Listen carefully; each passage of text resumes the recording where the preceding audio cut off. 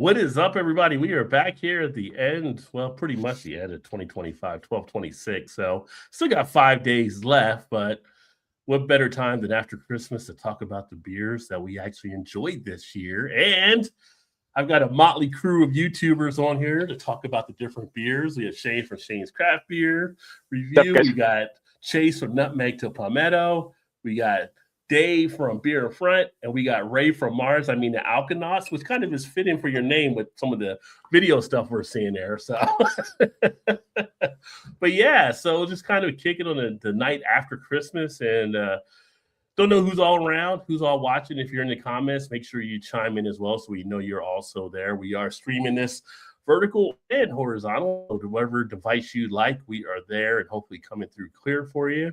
And that's what I got. So, guys, how's everybody feeling tonight? Doing good, buddy. Doing good. Happy almost New Year. Yeah, almost. I'm gonna do mine diagonal. So, is that okay if I instead of vertical or horizontal? I'm gonna Well, yeah. And Ray's getting jiggly with it over there. So, so since it is kind of a celebration, I'm going to start off with a celebration fresh hop. Look at you! Look at you! Yes. Twins. So the goal of the year, or the goal of the show, is kind of the beers that you found to be the best beers you've tasted this year, and they don't have to be from this year. So they could have been cellar beers. You just had them this year, but you had to have them as of January 1st, 2025. And surprisingly, as good as Sierra Nevada Celebration is, and I've had a couple this year, it's not one of the ones I'm going to have on my list. I know people love it. I know people go after it. I know people dig when it comes out, but it's just, from what I've had this year, it wasn't one of the top ones. It was good. It just wasn't one of the top ones. It was great, actually. It's always great. Well, that's because you never had Sully Drippins. Oh, look at you talking shit already. Yeah. Throws the mic down at 7:07. Yeah, I got drop the mic. That's it. End of the show. We're done. I got something for Chase. So that's for you, Chase. Yeah, no, Sully Drippins, and I got a feeling that some of the beers to be mentioned here might have been from the Beer Tuber get together, which happened to be South Carolina, North Carolina. But I don't think you guys had Sully Drippins at the time, but you had some great beers when they came down, right, Chase? It only comes out in November, so no. Oh yeah, well there you go. There you go. Well, you got to get this first, and then it gets the Drippins from Celebration. So true. Yeah. But anybody want to start with the beers they actually one that really took them this year? They really enjoyed, were really a fan of. I got a feeling you guys know what my number one will probably be, since I've had it for the first time this year. It actually was one of the ones that did deliver up to the name. I think Shane had that this year too. Yes, I think Shane did. Yes, courtesy of our friend from Connecticut. Oh, okay. Do you want me to start with that one then? Because I do have it here. Oh yeah, because it was actually my number 2 beer this year, as far as I'm concerned. And for anybody who doesn't know, it's the holy grail of all beers. It's a bottle of Sam Adams Utopias. Impossible to get. Thank God for Vanessa. Vanessa hooked me up with this little bad boy. When you convert this money to Canadian dollars, this bottle's worth about $500 freaking dollars. And I would not have been able to get this without her help. So Vanessa, once again, I know I thank you a million times. Thank you again for this beer. I most recently had actually a shot of this yesterday while I was opening up Christmas presents. I opened it, I think I originally opened it in February this year. Had a shot. I think I had another shot sometime in the summer, and I had one yesterday. And it's really interesting to see, for anybody who's had it, how the flavor develops over that time. I really enjoyed it. It was really a very unique experience, and I'm just so happy I finally got to try it. Excellent. Well, since you started with that one, I'll go ahead and chime in. That was my favorite that I've had this year. In fact, it was the only beer I gave a 5 out of 5 that I had. You know, when you go into the beers and you have the hype around them, sometimes you're wondering if something will live up to the hype. And that's a costly hype to live up to. Absolutely. Utopias, right? So absolutely. I actually had it, and I was really blown back by it when I actually had it down at the Sam Adams Tap Room here in Cincinnati. Which, if we ever do something in Cincinnati, we'll get you guys over there because you guys will love the stuff they're actually putting out. But that one was just amazing to actually get in front of and get into, enjoy, and finally take off the list, right? Because that was like on the list to get done. You know, of the beers to try before you die, Utopia was on there. And what I was going to also do, I'll pull this up here. Because as we were talking about the beers, I was planning to bring up like the Untapped stuff. And we can see here, like Utopia's an average of 4.45, which is a really high score with Untapped in the way people rate out, right? Because you have Treehouse stuff at just like 4.1 sometimes, right? And some of the other beers. And just delivered, like, and for the first time ever, 30% ABV this year, which made it even stand out even more. Oh wow. Yeah, it didn't feel like 30%, but if you had enough of them, the 30% would feel you. So oh sure, absolutely. Yeah, but that is one that I just, I found to be really decent, and I'm sure a lot of other people that are enjoying that as well are saying the same out here too. But if you get a chance to check it out, definitely do. I've seen it pop up in other spots. In fact, one of my local spots here, someone had bought it on Black Friday because they had it there with the Bourbon counties came out. So they came out with like all 5 of the Bourbon counties outside of the prop, because you got to be in Chicago where Dave is for that, and a Utopias. And some Costco's actually had Utopias this year, which is interesting. So might be a little easier to find out there now, but nice. Got to give it up. You hit Sam Adams, Utopias, definitely deliver with that beer there, and a crowd pleaser. And if you happen to be in the Cincinnati area, for the local folks that watch, if you made it out to Sam Adams and they had the Utopia anniversary that I was invited out, I mean, you got a chance to really go through a flight of different versions of Utopias. And I've got actually the one of the barrel Topias. They used a barrel out of it too, that I'm looking forward to doing that at some point to share. So very nice from Sam Adams. Who's got another one they want to talk about there? I'll do the 15-year beer from Revolution was by far my favorite. And they had two. They had the regular 15-year, and then they did an additional barrel aging with like this exotic Brazilian wood that really like brung out the cherry notes on it.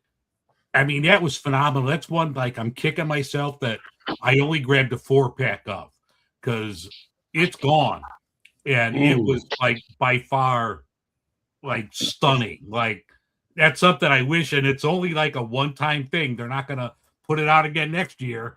So that was by far like amazing. Would like make the hair on my arm stand up just thinking about it. Like that was so damn good.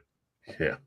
So was it the I mean, obviously the taste play, the aroma, all that stuff just combined together really kind of just popped for you on that one? It's yeah, it was everything, and especially like the one-off that that different wood that they used, like just brung out like cherry notes on it. And it had nothing to do with cherries. It was just the wood that they aged it in. And they had some of that over at Fobab, and it was just like spectacular. You couldn't find any fault on this beer. This would be a 5 of 5, an Untapped 10 of 10. This goes to 11, whatever you want to call that beer. This was right at the top for me. Excellent. Yeah, it comes in with an average of 4.43. So definitely, again, another highly solid number. Makes mention here about it being celebratory for the Deep Woods series. Fusion of extended age double barrel straight jacket and Rye to Heaven, each embellished with new French oak, then finished with a surgical strike of sweet and tart cherries. Sounds pretty good. Yeah. And Revolution always doing some great things, of course, as well. So, and everybody loves the Deepwood series, so this one had to bring people back for sure. But shout out to them with the 15-year beer. something There we to go. keep an eye on there to kind of check out as well. And let me see here. And then I'm gonna hit a couple of comments. Shout out to Jake. Cheers, my friend, and Merry Christmas to you as well. Good news. I tried a couple sips of Modelo Especial. Modelo, okay, all right. That's pretty common for here. For you go to Chipotle, a lot of people drink Modelo in like Chipotle or some of the Mexican restaurants. They serve Jake. beer in Chipotle? Yeah, Jake, Yeah, have you had Modelo had like a holiday version, and I have not seen that yet. And I even was at my local chain liquor store today because I heard that was really good. But I'm like, I'll try it. Yeah, Jake, have you had that one there? Because Jake's over in the UK as well. Shout out to Daniels and Benes. I'm gonna try to get that all in one there, one take. Welcome, my friend. Great to have you as well. Cheers to you also, Austin, being in the house. Good. We're getting some people here on the after Christmas night that are hanging out with us for a bit. And don't forget to let us know some of the great beers you had as well in the comments there. Hello, hello. Mercy's in the house. Cheers, Adam. Merry Christmas to you as well. Says cheers to the panel, Shane. We got Vanessa in the house. We just talked about the Utopias, Vanessa, and just gave you props there with Shane, and you helping him get that out.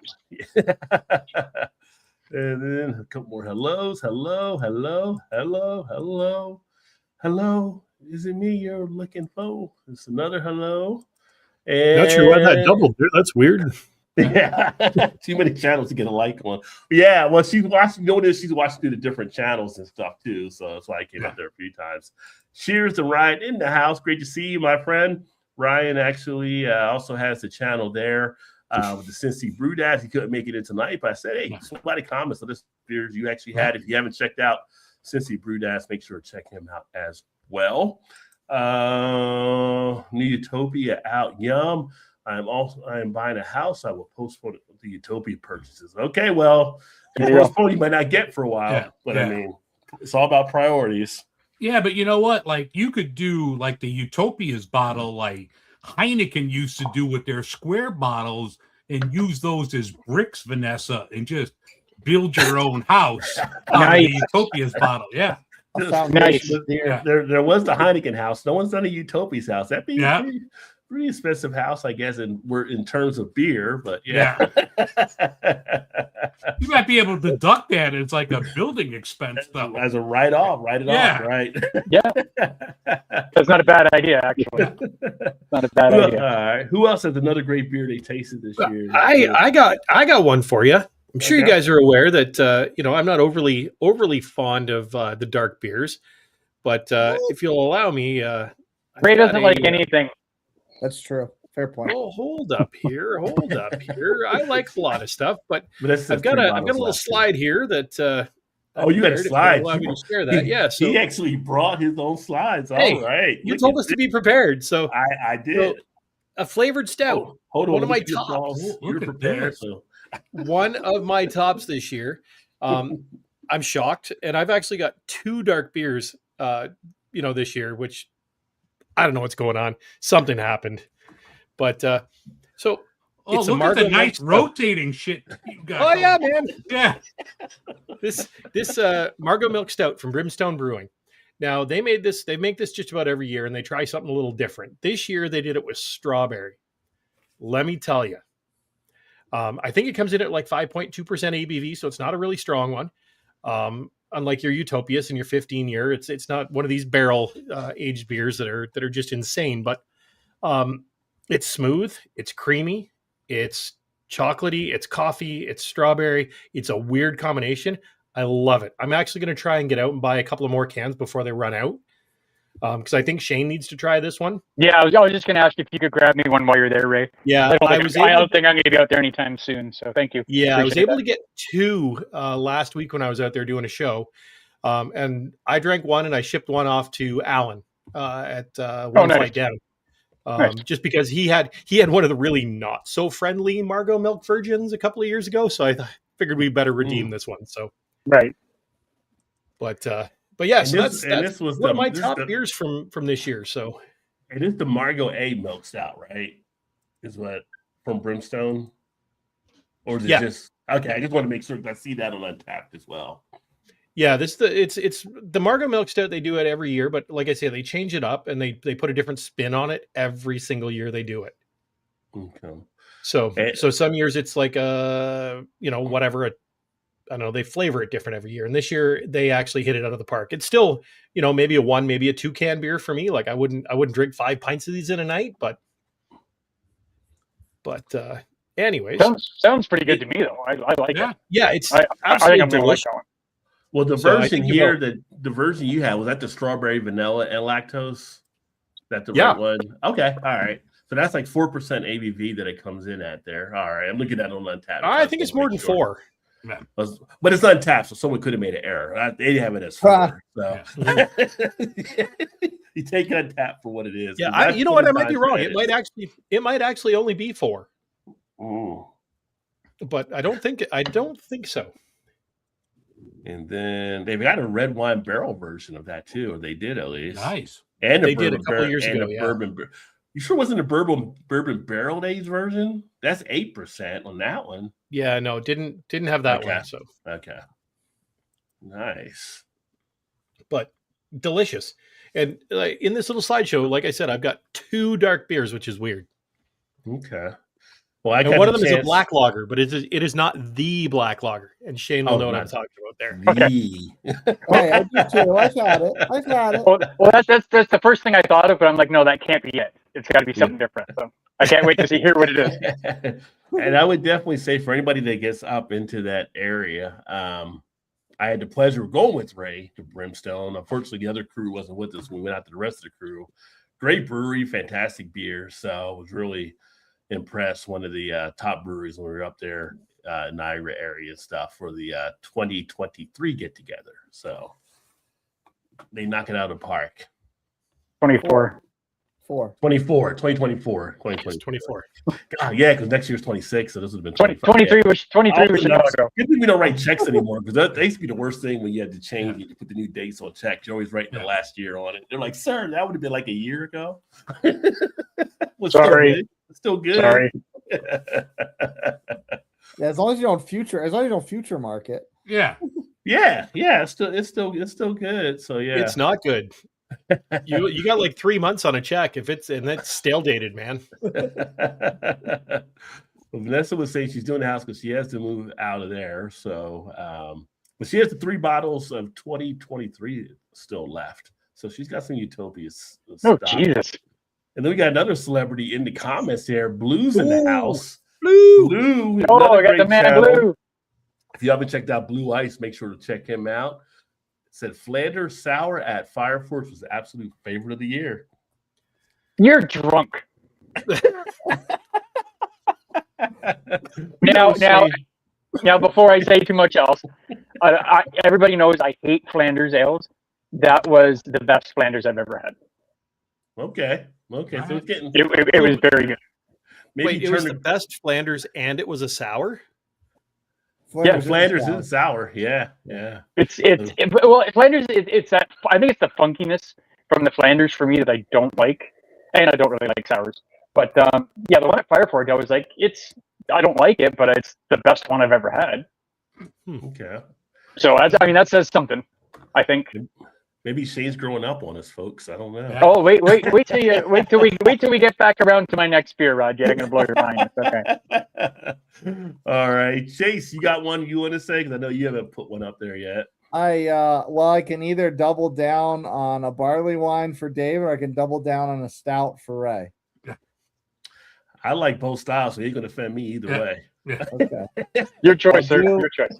I'll do this one just because it's super fresh in my mind since I just edited the review. This one.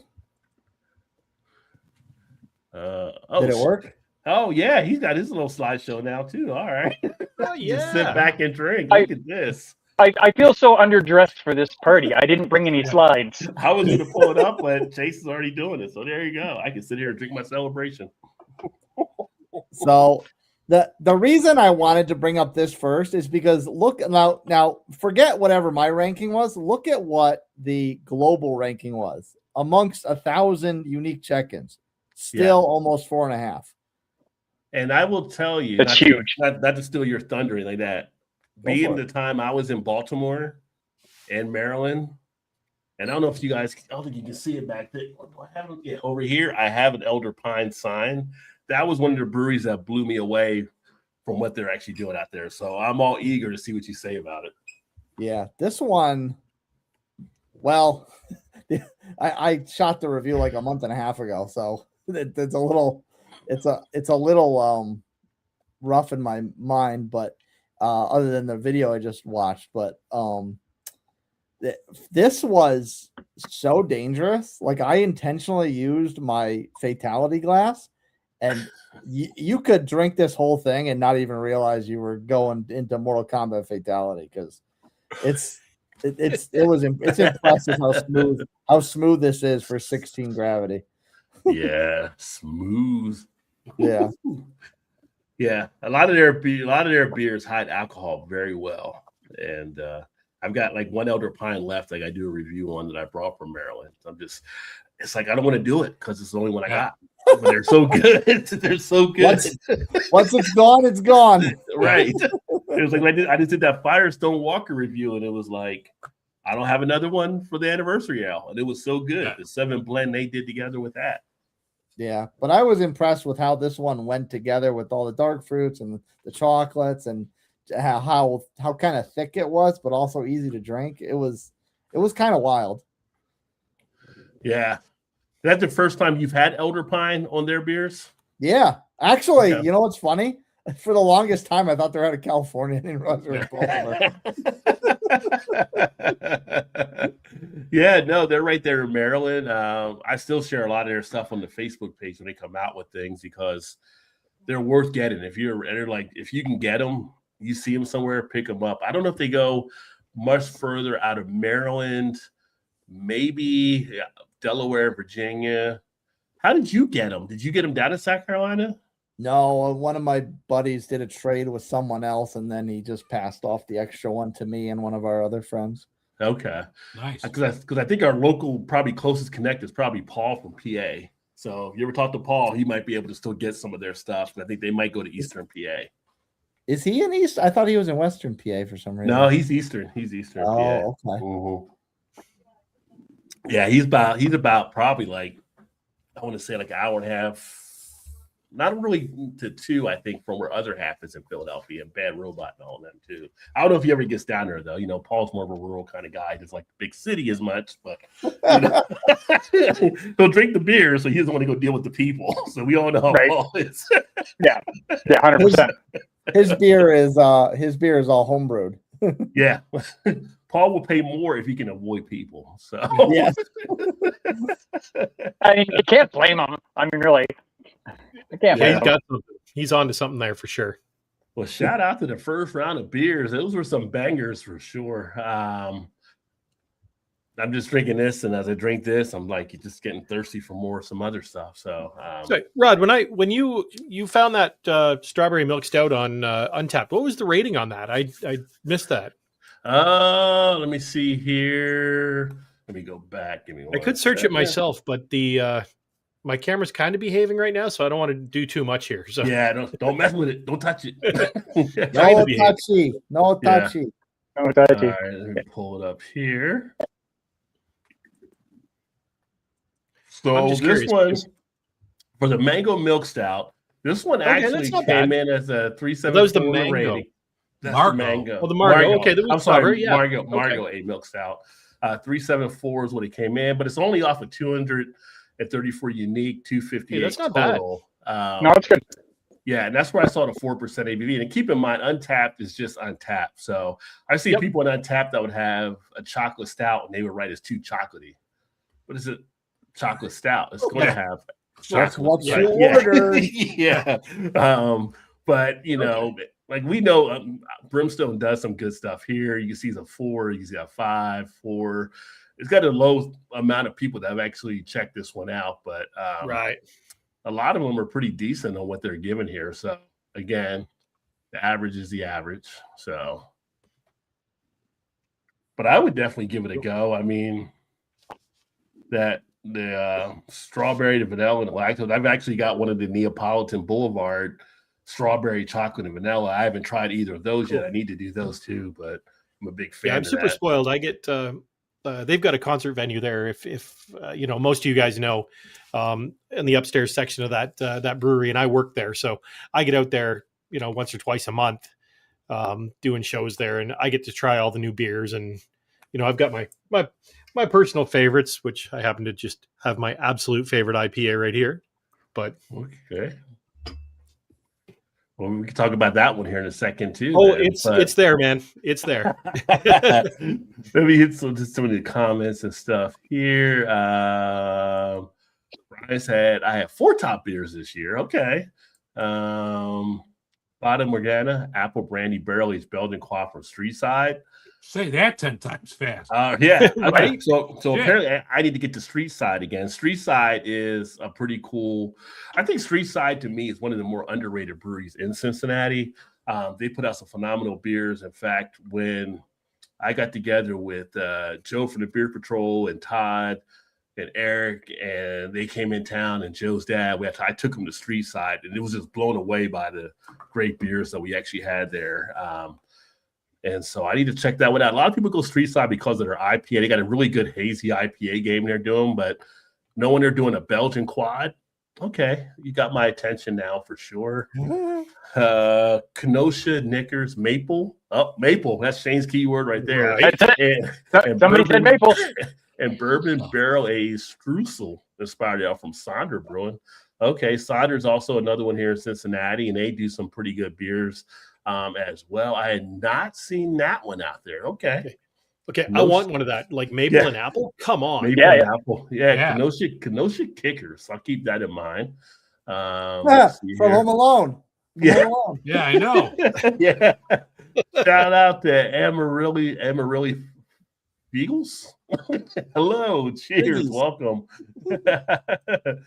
And Avena Colombiana from Samuel Adams. Yeah, I didn't try that one from Sam Adams, but they got so many good stuff that's taking place there. And the 11th barrel aged double pastry stout from Fable Brew Works. Nice.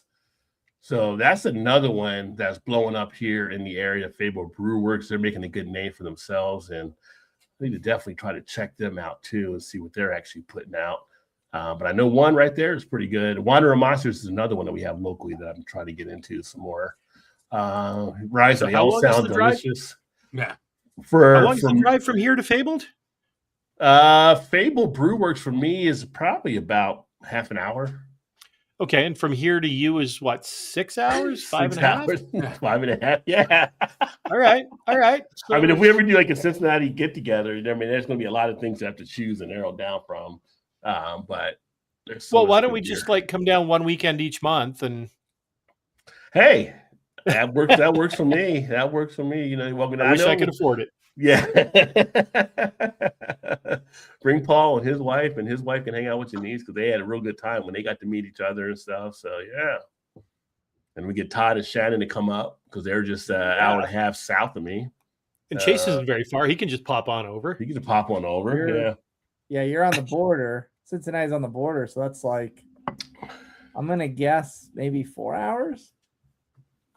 The border of Kentucky and Indiana. So southwest.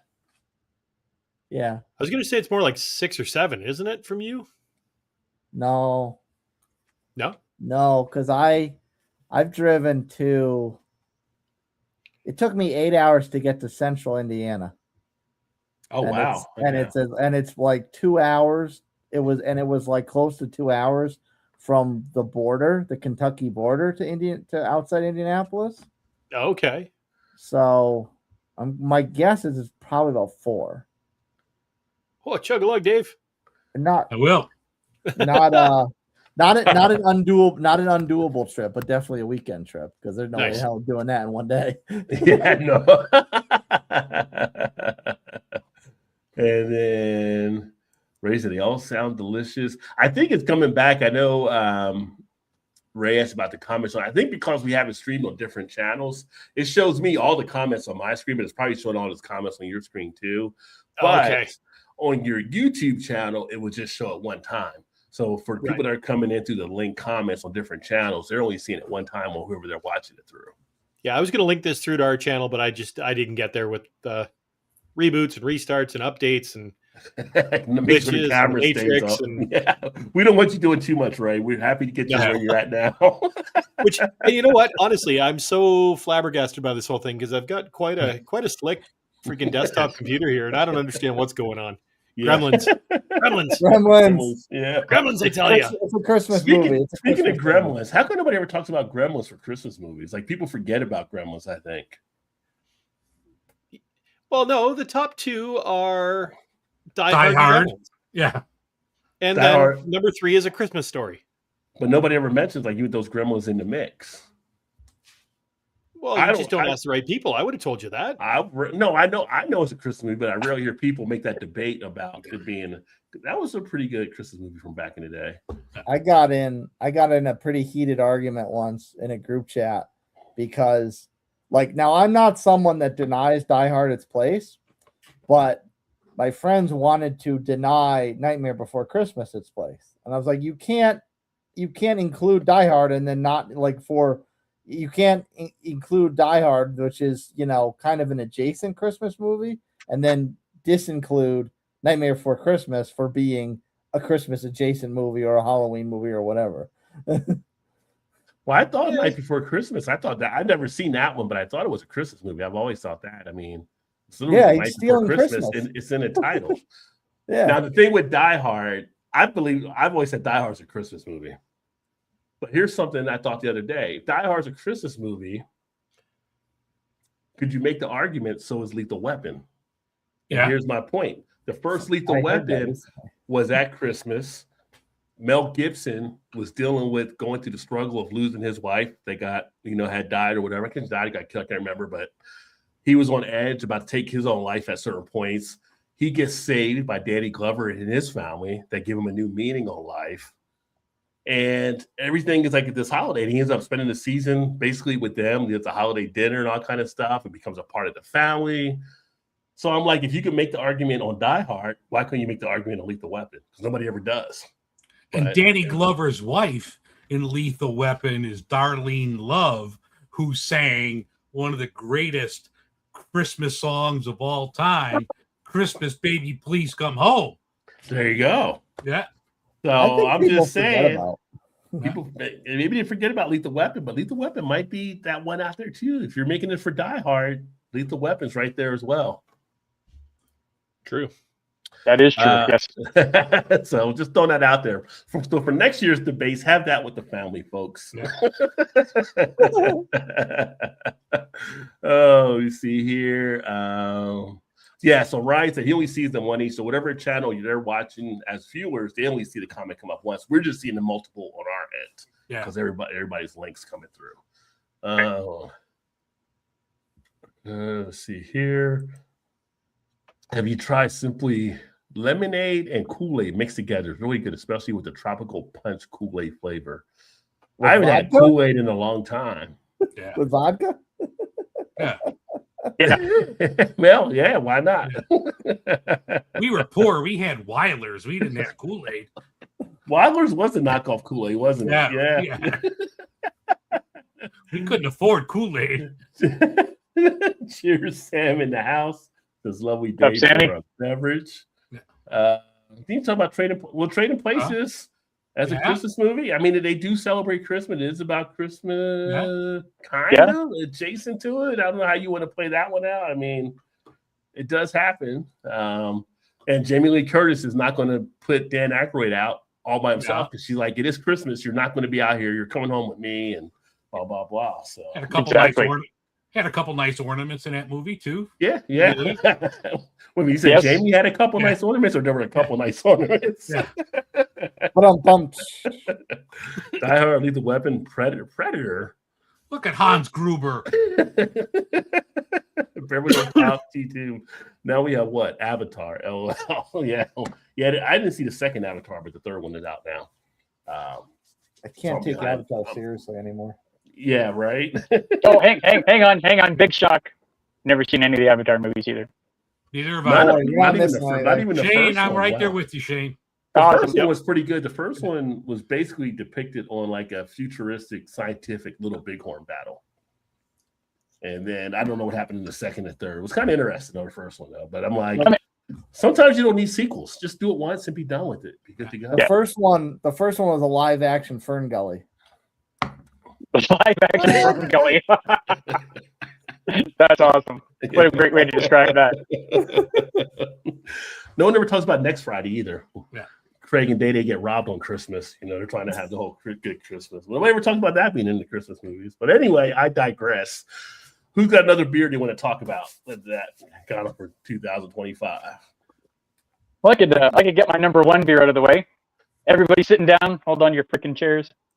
My number one beer was a gifted beer to me from Big John Anderson down in Ohio, Ginger Yeti Road Beers. Shout out to Ginger Yeti. Yeah, for sure. I'm sure he's watching. I know he's not participating. He lost his voice, so he couldn't really get in to join. But yeah, one of the reasons this was my number one beer this year, one, it was a perfect 5 out of 5. It was an amazing surprise. I was blown away by this more than any other beer I think I've ever had ever. And the shocking part is this beer is a sour. That is shocking. That is shocking. It's a Christmas miracle. Right? now in all fairness, this beer when you drink it is tart, not sour. Which is tolerable. So the beer I'm talking about is this absolutely gorgeous can called a Blood-Soaked Symphony. This beer is a beer in collaboration with the heavy metal band Whitechapel and Zool Brewing. I mean, look at that artwork. Like that is just freaking cool fantastic, right? Now I know Anderson won't send me a crappy sour. He knows better. And because it was Whitechapel and he works with the Whitechapel guys. So the flavors in this are blood orange, strawberry, and vanilla. So when you pour this, it's like a deep, thick-looking blood red beer. And from the very first sip until the very last sip, I was just dumbfounded. And if you go back and watch the review, I actually have a hard time trying to wrap my head around it because it was so good. So to show you how good this thing is, if you said, hey, Shane, you're allowed to have one beer, you can have Blood-Soaked Symphony, or you can have this entire bottle of Utopias. Oh, I'm going to throw up when I say this.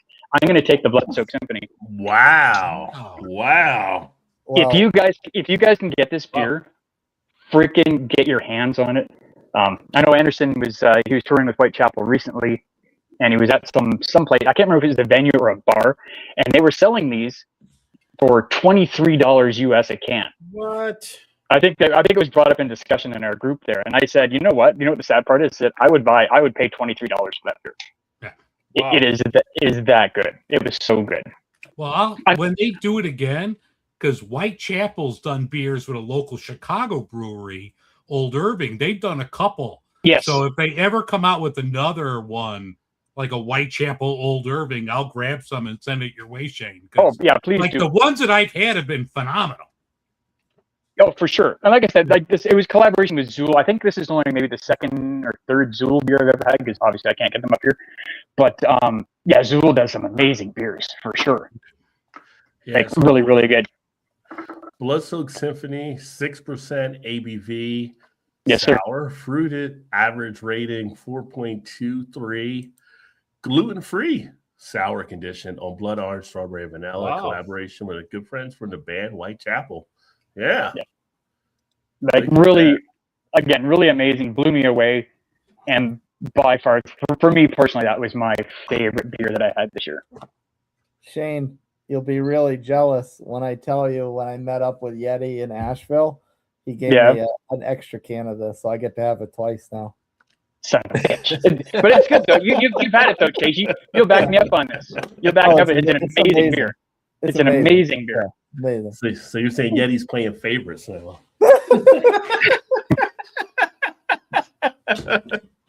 Well, he's got to send one to Chase because fellow redhead, and he has to send one. Ginger's got to stay together. Ginger's got to stay together. Right. And I think he'll. Yeah, and of course he sends one to me because I'm like the poor Canadian neighbor that lives upstairs whose parents beat him. So he feels bad. So he's got to send me one every once in a while. That's why he's short. He had his height beaten out of him as a child. right. Actually, I like to blame it on my mom's cooking. Actually, my mom was an awful cook. So Sammy Right. said, "A Festivus miracle. Can we please air our grievances, our feats of strength to claim the pole?" So, yeah, Shane's bringing in Festivus with a miracle here now. So, right? who knew a sour would be? So somebody got to Yeah. record that so somebody knows, because other guys won't believe us in the group. Like, what do you mean Shane's That- his it's favorite beer? It was.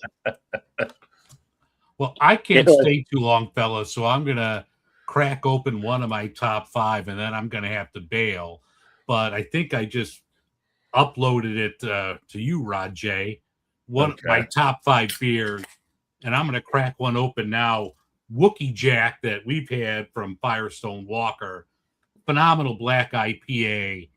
I mean, it's just one of my favorites. I love it when it comes out every year. Just a great beer. I mean, just phenomenal. It's a black rye IPA. If you like the style, if you like rye, Mhm. that's good. Just inject that in my veins. Yeah, Wookie Jack is a solid beer from them. I enjoyed it. I went through my 6 that I actually received from Firestone, but it definitely hit the spot. Well worth picking up. For anybody that's like a black IPA fan, they did a knock it out of the park job on that one as well. That one comes in right now. So on an average of a 4 as it stands right now People out got there. issues. That's just a great damn beer. They got issues. Out of Untapped, 169,000 people though. That's like one of the hugest numbers I think I've seen on the beer in a long time. 111,000 unique, 8.3% ABV. I think it delivers great. I would have liked more rye out of it. I didn't feel like I got enough rye, but as You far get as a black some. IPA is solid. Yeah, I agree. Like the rye is faint, but it's there. But just like, I mean, it hits that sweet spot between the dark malts and the hops. It's just like perfectly balanced. Something Mhm. like, if this was out all the time, I would drink this year round. And we had that 6-pack from them. I just bought a couple more cans today. They didn't have any more 6-packs left, but they had a couple cans and like a build your own 6-pack. So I'm like, I'll take those last 2, son. I'll put those in my case here. There you go. Yeah. Yeah. It's definitely worth a Yeah. try there if you happen to grab it out there or see it. But yeah, Wookie Jack. Yeah. So, guys, I'm going to take off. I got to cook some dinner. So we'll talk to y'all later. Have a great rest of your holiday season. Happy New Year. Rod, I'll talk to you tomorrow. But cheers, everyone. Have a great holiday season. All right. Hey, cheers, Dave. Merry All right, Christmas, Happy my New Year. friend. Yeah, we'll see you.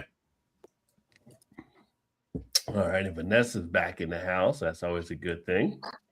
Yeah, but if you get a chance, if you're a black IPA fan, that's definitely a solid one to actually try. I know Chase, I know you got one lined up there.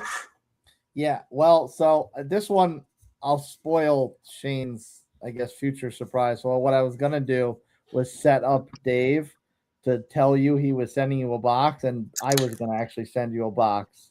So Oh, nice. I guess there'll be no surprise, but I'm gonna put one of these in there because I want to know how this stacks up to you and compared to Blood Soaked Symphony. Uh-oh. Okay. So Okay. I'd be interested to try it, of course. to our previous topical conversation of Stranger Things. It's called Vecna's Brunch, and it is from a brewery that Shane had another sour from that he really liked. Dissolver. Nice. Yeah, and it's also in that same. Say, I was under the impression that Oops. Oh, sorry. Sorry, thanks for my cameo. I had my cameo there for a second. Who left Rod alone with the switcher? I was under the impression at one point in time that Zool was the only brewery that did the gluten-free sours, but so do they. So this is a gluten-free dessert beer with blueberry, maple, vanilla, brown sugar, and granola. Oh, that sounds amazing. Yeah. So That sounds actually right up my alley. I'm probably gonna like that. I know you can't appreciate the Stranger Things reference, but No, Yeah. I don't get it at all. yeah. You But got- that's what's in my glass. It's a lot more redder in person. It looks a little darker in there. It's a lot more redder in person. But I have the thing I can share again. Okay, well, I was going to pull it up, but I'll let you go and Oh, pull it up. sorry. It's your world, Chase. I'm just Which one living are in you? This one. it. Vecna's Brunch in collaboration with Atrium Brewing. This literally just got released, so pay no attention to this. This has only been out for about 2 weeks, a week and a Okay. half. That's a pretty good start though at 4.2 already. Yeah. Yeah. Dreamed up with our Fruity Tooty brethren, Atrium, and honed in by our cellar team to celebrate the final season of Stranger Things and our big party in Durham this Saturday, 12/20. So that to give you an idea of when they finished it. We wanted to riff on something that harkened back to the show, and obviously redacted brand name Waffles, I'm guessing 11, was the first choice. So we conditioned it on a mountain of vanilla, granola, brown sugar, and vanilla to get a really cool baked goods effect, and then further conditioned on maple syrup and a lot of blueberries. I think there's a blueberry reference in the show. For argument's sake, they're all let's all agree that 11 loves blueberries, or was it Will? Maybe it was the pizza delivery dude. I don't remember the blueberries joke, but the Eggo waffles was the big. The Eggo waffles is what she loves frozen. Yeah. Yeah. Yeah. I mean, after hearing that description, Shane, do you need a napkin? Are you okay? Yeah, Might be a I'll be little okay. Homer Simpson drool over there taking. So you can scroll down, Chase. I was gonna say Oh, scroll down sorry. because it showed your comment on when I pulled it up, or I can pull it up here.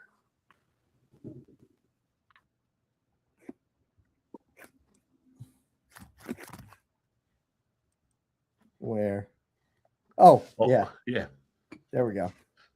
There you go. Far right smells like vanilla cake and cranberry juice. Tastes like a strawberry tart cookie with maple syrup tanginess. Now Shane can drool a little bit more. Yeah. I don't know how you go wrong with maple syrup in a beer. I'm sorry. Especially if there's actually real Canadian maple syrup in it. Yes, I haven't found out Oh, how yes, you I screwed went up there. on it yet. Oh, yes. Yeah. None of the artificial BS that we have in the States. Yeah. That's right. Well, and if there's anyone that can pick out which one it is, it would be Shane. Yeah. None of that Speaking high of- fructose corn syrup crap. That's Speaking right. of maple, I just finished that 25 pounds of bacon that you brought down or whatever before. Did you That- finally get it done? Good for Finally you. got it done this past weekend. Attaboy. I pulled the last batch out that was frozen, but yeah, Shane came down with this industrial size, like Costco. Head to the No, bunker, it box wasn't of bacon. Costco. But No, I'm saying Costco size. Head to the Yeah. bunker, box of bacon because you might not be coming out for a while. Like I was like, what am I doing with all this bacon? Me and Todd are like, I got it too. Like, what are you gonna freeze do? it and cook it. Yeah, it was so that good from, though. It did was that so come good. from the medium pink market? Yes, that's correct. So good. That's about the best bacon I've ever had. Yeah. They do a good bacon, and well, I mean, everybody enjoyed it at the get together that me and Ray hosted last year.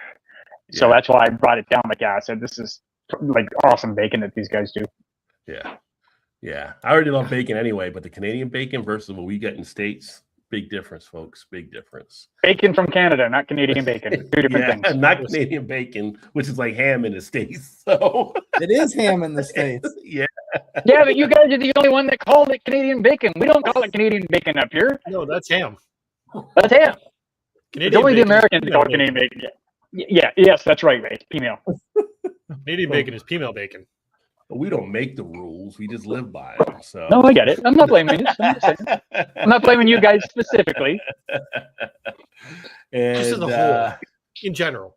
Just as a whole. did you already do your second one, Ray? Did you already have another one there that you did? Well, or- you know what?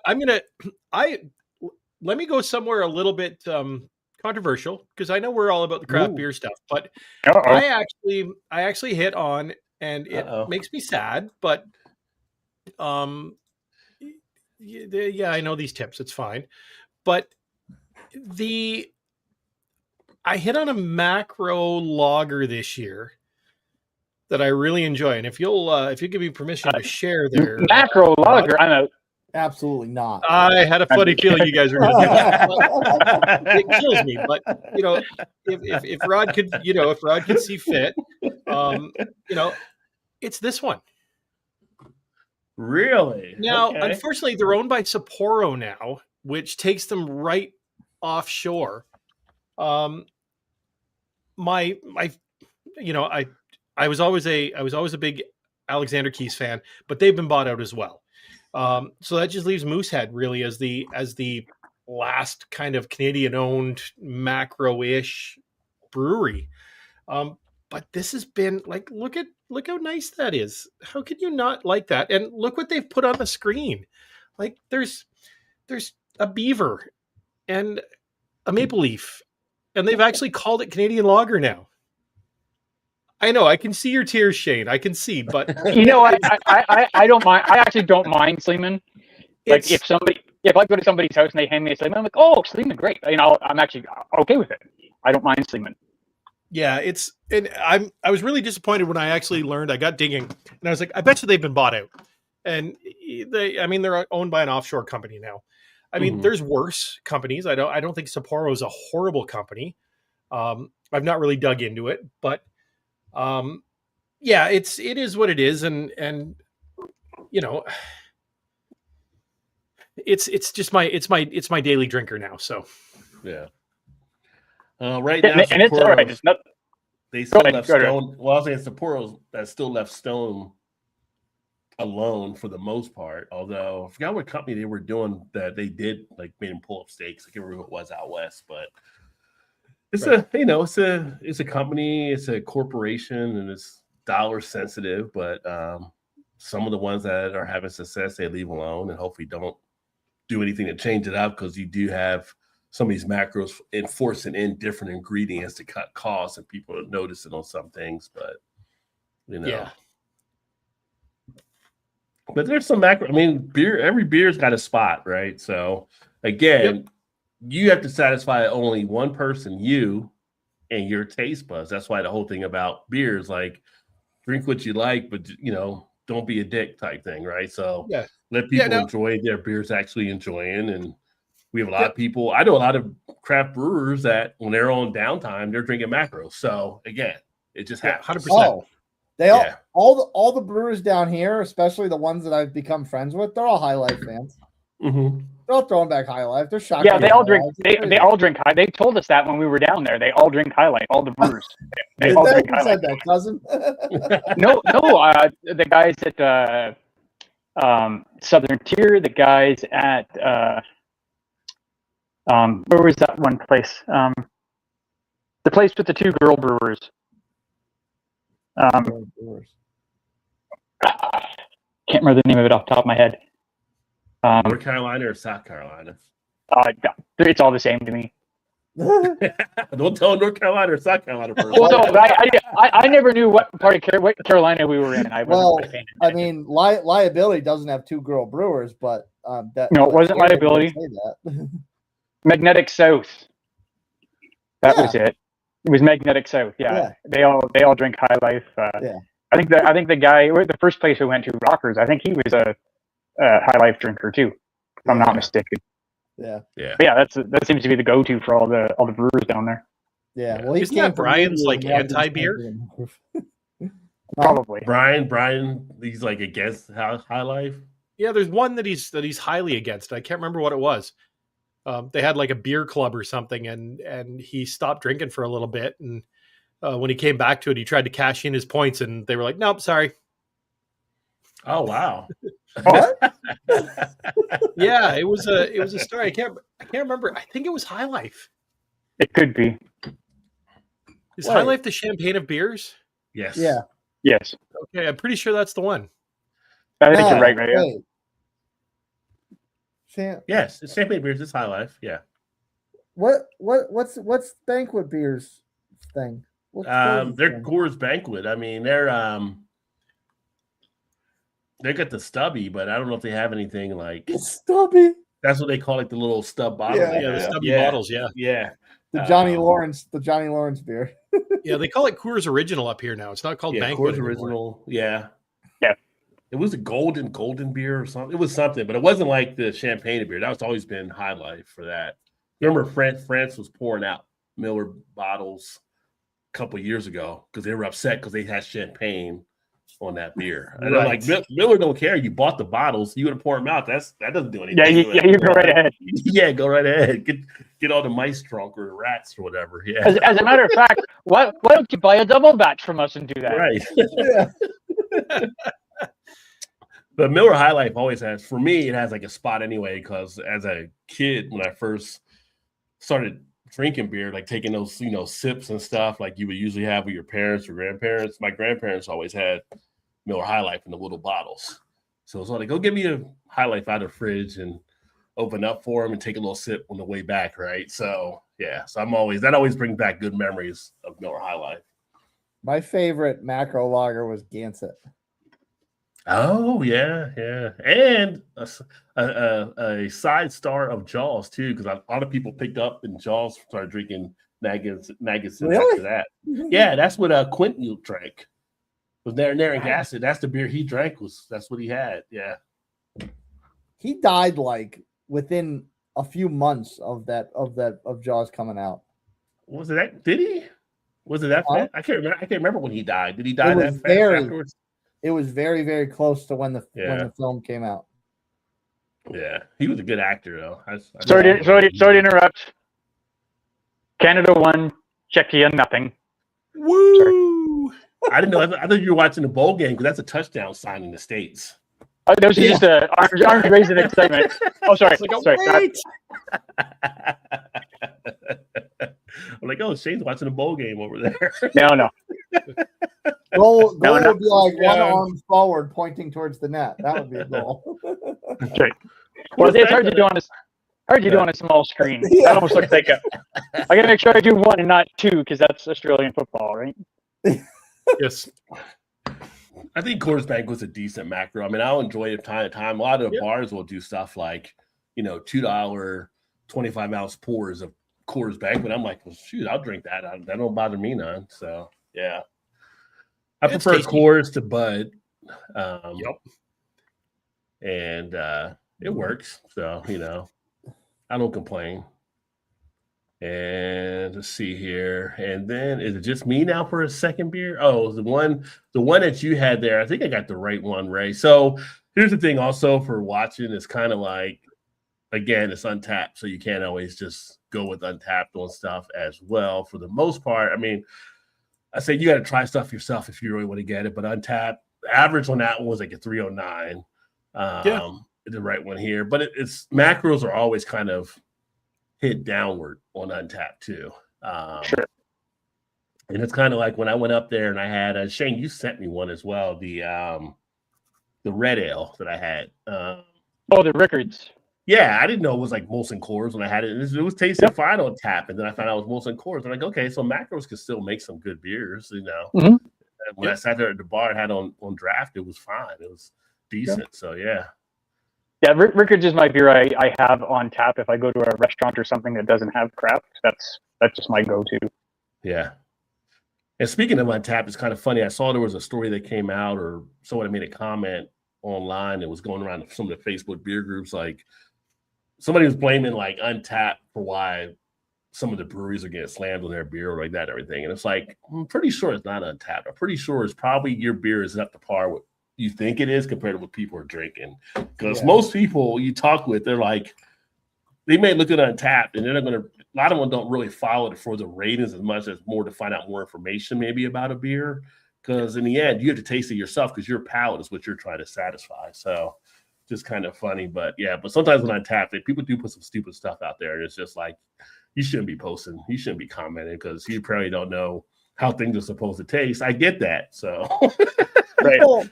People also don't understand that like Untapped is the people's ranking.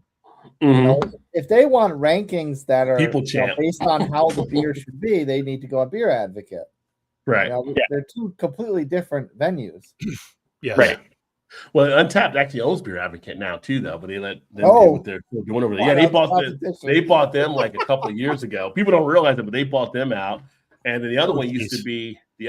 to be the Rape Beer. They got bought up by AB and Bev, so everybody's kind of against that because AB and Bev own them. But yeah, Beer Advocate is definitely more involved in what people actually kind of put stuff into. But it's kind of like, I meant to mention this when Dave was here, like the Wookie Jack. It's a 3-time Great American Beer Fest winner. So it's, again, the average rating was a 4 out there, but it's the Great American Beer Fest. The judges are rating that like 3 times it's won gold. So it's kind of like they're probably on to something over here. So, but if you look at just the number, you're kind of like, I don't know if I want to try that. It might not be good. Well, no, trust me, it's good. So just always remember that when you go out there. Like I said, for me, Untapped, I post my opinion on stuff, but I usually am just doing it for me. And then also keeping notes. I don't want to do a whole note thing in a note log or whatever, right? Just do it on the phone and just anytime you want to go back, you can see that there. But that's why I don't miss. That's why I don't miss a check-in, because I will forget. yeah. You know what's even easier, Chase? Just do like me. Don't even have Untapped on your phone. Yeah, but then I have to remember it. I'm not going to remember. No, you it. just don't check them in ever. But see, I like to check them in to remember. No, I get it. I totally Yeah. get it. I'm just my ADHD won't allow me to do that because I walk away and I'm like, oh crap. Well, it's funny when I buy Yeah. beer, I look on Untapped, like, did I buy this beer before? And if I see it's like marked on Untapped, then it's like, go to YouTube. Did I do a review on this beer before? So yeah, I got to get double system in play. So Yeah, Paul and I are at that point right now where it's like, dang, did we do this? No, we've never done this. Oh yeah, we've done this. No, we haven't done this. Now we got to search. Yeah. I can say it'll be 11 years in March for me doing the YouTube, and I've only bought a beer twice, one time. Wow, good Which for is- you. Yeah, Impressive. yeah. So, which isn't easy. So And you've for- only liked one beer enough to buy it a second time? Yeah. yeah. Pretty much. I've Rod's got usually a fussy palate. He's got a fussy palate. That's all. Apparently. I've usually got a pretty good memory towards recalling if I've had the beer before. Once in a blue moon, I've been burned by it, but for the most part, I can usually remember on the spot if I've had it before. Yeah. Well, I would hope so. You're like 25 years old. You should have a Oh, good I- memory still. You're too kind. I was just gonna say, not that anybody cares except for Ray. They just tied it up 1-1, and 15 seconds later, it's now 2-1 for Canada. Sweet. I thought you said It's it was like- over. I thought you said Canada No, just no, won. no, not No, over. it just started. It just started at 8:30. Oh, So what is it? No, Your just- what is it? Your is it hockey? Yes, Yeah, hockey. World Juniors. World World Juniors. Juniors, yeah. Because you said World appreciate Juniors, the but you update, never Shane, said 'cause you never I- said World Juniors was earlier. Sorry, I'm Canadian. Just automatically assume every sport I talk about is hockey. Dave just said, "I know what it is," and you're like, "Okay, thanks, Dave." And that was Oh, It's the end either of it. hockey or Heard of it. curling. that was the end of it. Yeah, hockey or curling. You're absolutely right. 100%. Now I do like some curling. I do like watching some curling. I don't know why, do- but it's I enjoy it's like curling. Ray curls shuffleboard, every week. shuffleboard on ice. Shuffleboard on ice. Yeah. It's, Ray Canadian, it's curls every Canadian week. ice bowling. Canadian I- ice bowling. I've played curling. It is not easy. No, It's it's not. not. I haven't played in a couple of years, but I was on like 4 leagues, during the same year. Like I was just like every day I'm out curling. I haven't curled in probably 2 or 3 years now, I guess now. But yeah, Ray still. I know they got curls some every curling week. clubs in the States now. I've never been to one, but you can they got things where you get together, you can do I guess competitive curling against each other and stuff. But yeah, Yeah, I played it's, every it's, Tuesday night. it's pretty it- interesting. it's a lot of fun, and it's 100 times harder than it looks. I Oh, can yeah. imagine. Yeah, yeah. So is it But it's better? fun. Is it better be the push guy or the brooms guy? The Like push. the guy, Well, the you guy do that it all. pushes off. And Yeah, but you no, know- but which role do you enjoy more? Like being a push guy or the brooms guy? Yeah, but you do them all. You do them all. You Everybody do 'em all. sweeps. Everybody You throws. do them, but no, you do them all. But which one do you prefer? You can play Well- football and you can catch and you can run. But what do you prefer? Do you prefer to run? Do you prefer to catch? Do you prefer to throw? Well, nobody likes to sweep. I do. Oh, is that the best? See, Oh, well, there you go. You know, no, I like sweeping because no, if you can get good at sweeping, you can really influence what's happening in the game. Yeah. Yeah, And and that's why I like sweeping, because I can sweep pretty good, And anybody on my team never could sweep as good as I could. So I was like my little pride kind of thing. I tell you, there's a muscle over here, and I'm not sure what it's called. That's But the first couple of weeks every year, I just call it the lower bubicus muscle because I don't know what it's actually called, but holy moly. Yeah, that would be your lats area there, Ray. I thought the lats were back here. Right here. I like- Well, what are you saying? Right in here, right? No, it's like up and under Oh, here. under bubicus. your pecs? Your pecs? It's under your lower. It's your lower bubicus. The lower bubicus. That's the freaking Rob, best name. for Rob, we muscle. better see an Opus clip for Bubicus. I'm gonna need a new medical term. My lower bubicus muscle. Rod, we better see an Opus clip for Bubicus. Yeah, there you go. Bubicus. New medical term. Yeah, clip that, Opus clip. We'll get that right out there too in a short. The beer that I had here, like the second one that I was intrigued with, which is actually, it is an old classic. I've had it before, but coming back to Ohio after a number of years, it was like, I wonder if it still keeps up, because there's been some things that have changed in some of the different breweries, but still tried and true, it still works and it still is really great. And that is from our Great Lakes, because you have Great Lakes in Canada, but our Great Lakes sir. Brewing and the Chill Wave Double IPA. One of the more phenomenal beers I enjoy from the double IPA style. I have it rated higher than what they have here, average rated 4.01, 9% ABV. This baby is just smooth. It's got the fruitiness to it. It's got that still a West Coast type feel, but it get like a little bit more of a fruity push out. It's just put together with the tropical hops coming into play. It's just a perfect beer to actually sit back and enjoy when you want that double IPA type feel and you want to sit back and just put your feet up and enjoy. This is one I've always got a kick out. I don't know, Chase, if you've had this one over the years, but Great Lakes, I know Yeti has probably had it up there since he's in Cleveland, but it is such a phenomenal double IPA. And Great Lakes does so many good beers anyway. This one has almost 200,000 people that checked this in, 101,000 unique. So to have a 4 over that period of time tells you how good, solid it actually is. If you get a chance to check that one out, I would definitely say that is one to pull out or pick up. And they have some other great double IPA stuff they're actually doing there. I had the return of the Lake Erie Monster this year, which was also pretty good, but Chill Wave is definitely one of my favorites from them. And of course, they also have the Nafarasu Red Ale, which I didn't get this year, but that's always a solid one to get. If you're an Imperial Red Ale fan, you want to get the Nafarasu. That's just well done overall. It's funny. I was actually just thinking to myself that Shane and I should probably get together and do a jump across the ditch and buy some beers and try out some of these beers that we can't get up here. So Across the ditch. Yeah, because like to Cleveland is not that far, right? For you guys, I'd say Well, that I know relative. yeah, but do we even need to go that far? Like there's some really good liquor stores and just over the ditch. Oh like, no, you might be within able to the get that hour. actually. You might be able to get that actually with their distribution. It might be like upstate New York, Yeah, or PA Yeah. even. that's what I was thinking. Yeah, Yeah, we could do that. yeah, we could do 'cause they have that. a real good Take a day trip. distribution. Yeah, a little road trip. Yeah. Go to Find a Mortalis. brewery to stop at while we're out. Go to Yeah, and- Mortalis. Go to where? Mortalis. Mortalis. Where's that? Can't Mortalis. be that far, can it? Mortalis in New York, right? Yeah. Yeah, Mortalis. What do you go other half too there in New York as well? But the other Where half's is not up by Mortalis them. Brewing? I thought they did one like in near Albany. I thought they put a location up near Albany. It's in unless I'm Avon. It's mistaken. far for them to get to Albany. Yeah, Well, I was thinking they were coming down. They had to come down. They have to go east also. Yeah. Yeah. You're Okay, right. so their Yeah. main brewery is in Avon, New York, but they've got a tap room in Buffalo, Yeah, Buffalo's 1250 where, Niagara Street. So yeah, Buffalo's where that's not Joe far. usually goes. No, So yeah, it's Buffalo. Yeah. That's freaking no time to get to Buffalo. and it's perfect, Shane. They're popular for their fruited sours. Fantastic. are. No, Shane, you will put the Hydra and the Demi Hydra series up there. Yeah. Really? Okay. Yeah. Although Like I said, they do I'll need always try a sour. I will always try styles that I don't like.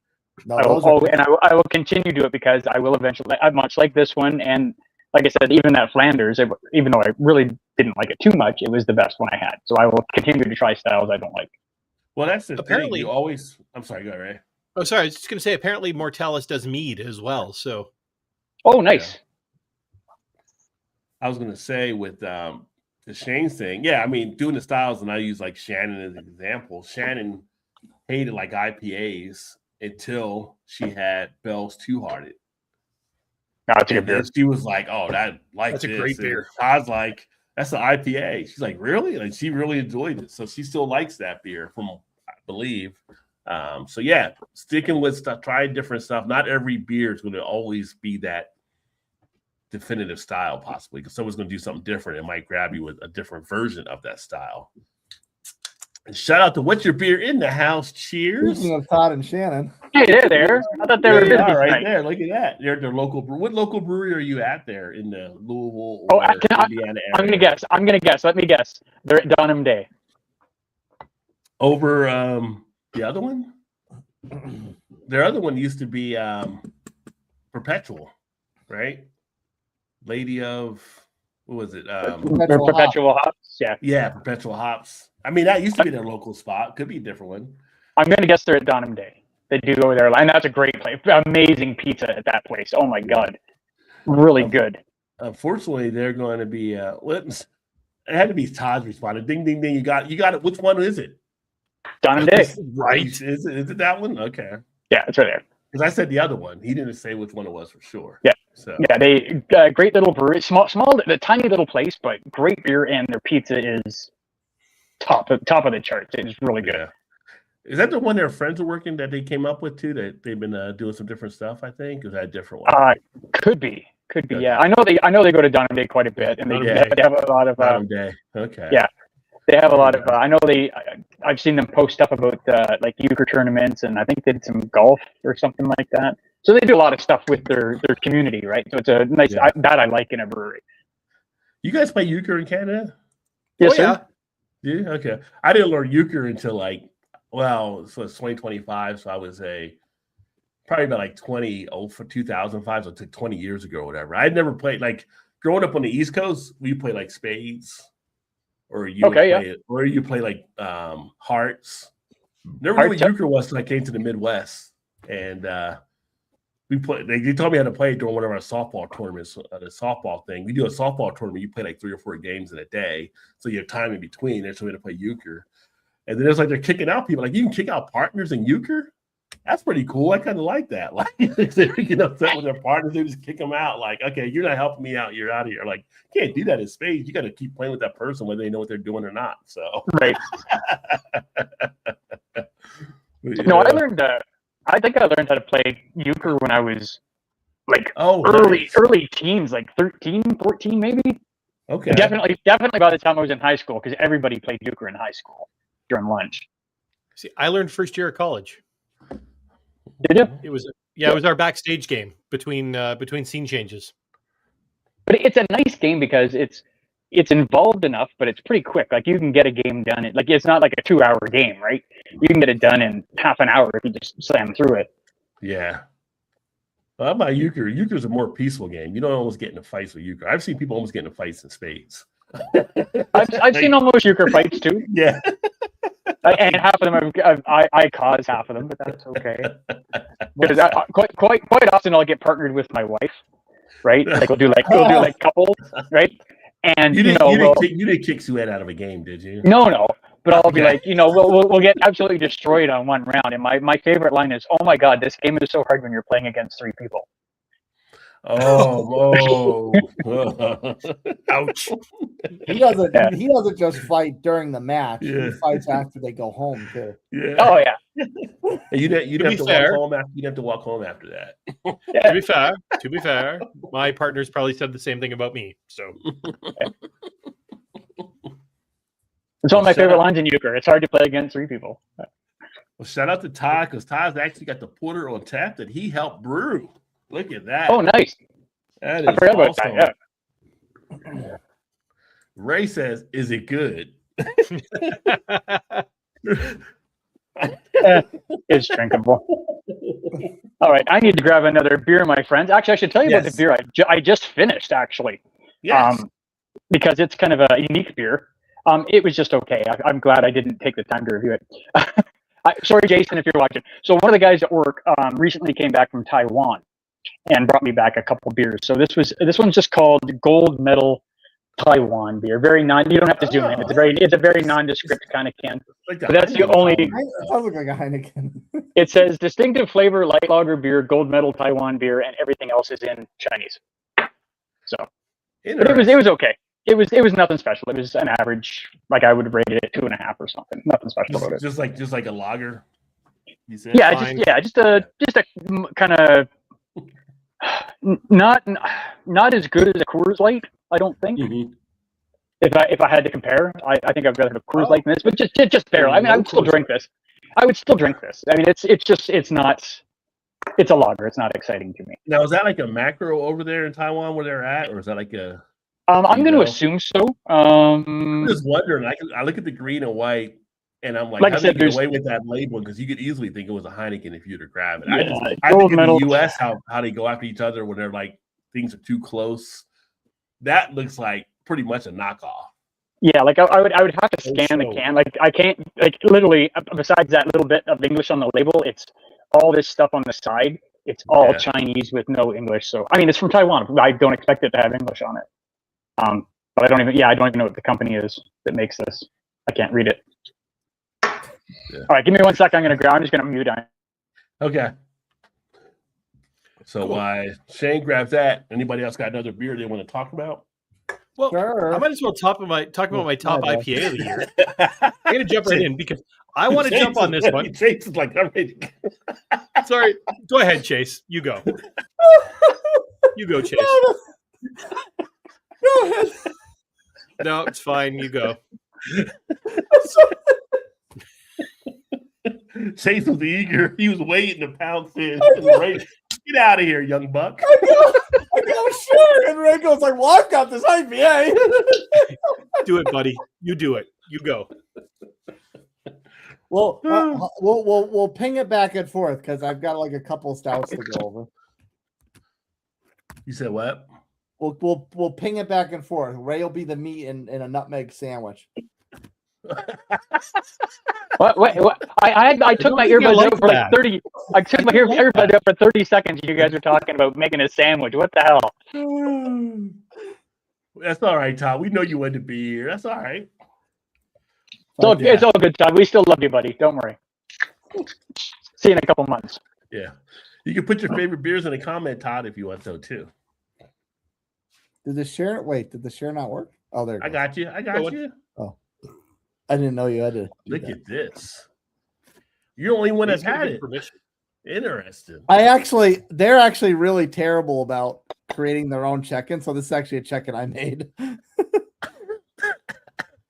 And probably no one else did it because I forgot to write the year on it because they do it every year. Okay. And Ew.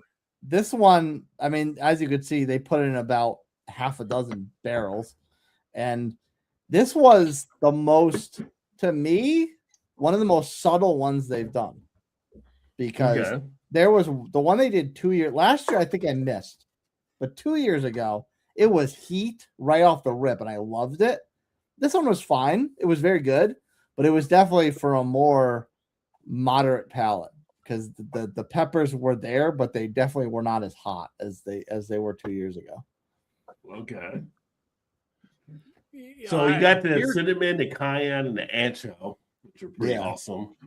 And Beer it should like not be it tastes like peppers. It's not like you drink it and you just get spice and heat. Like it actually tastes like a pepper. So not too spicy for you or anything like that, or Me, shit, I could have it be more spicy. Paul and I have- I like a good pepper kick, so I'm definitely Yeah. on board with that. Yeah, Paul and I did a honey habanero beer from the Frank Brewing Company, and beer should not be spicy. I think I've had that one. You can have spicy beer, Oddly but enough. it's a fine line to walk. So Yeah. I go back and I talk about when I had the Ballast Point Habanero Sculpin. They kind of went over that line, I think, on the spice to what it should have been. But then when I had the Masthead Jalapeno IPA and their double jalapeno double IPA, they nailed it perfectly. I've had one that was too much. Yeah, I've had one that was was a Serato pepper beer before too. That was too much as well. Yeah. So yeah, it's a fine line to actually make it work. But when you do make it work, chef's kiss. It comes off nicely. At least that's been my experience. Yeah. Yeah, I don't know, man.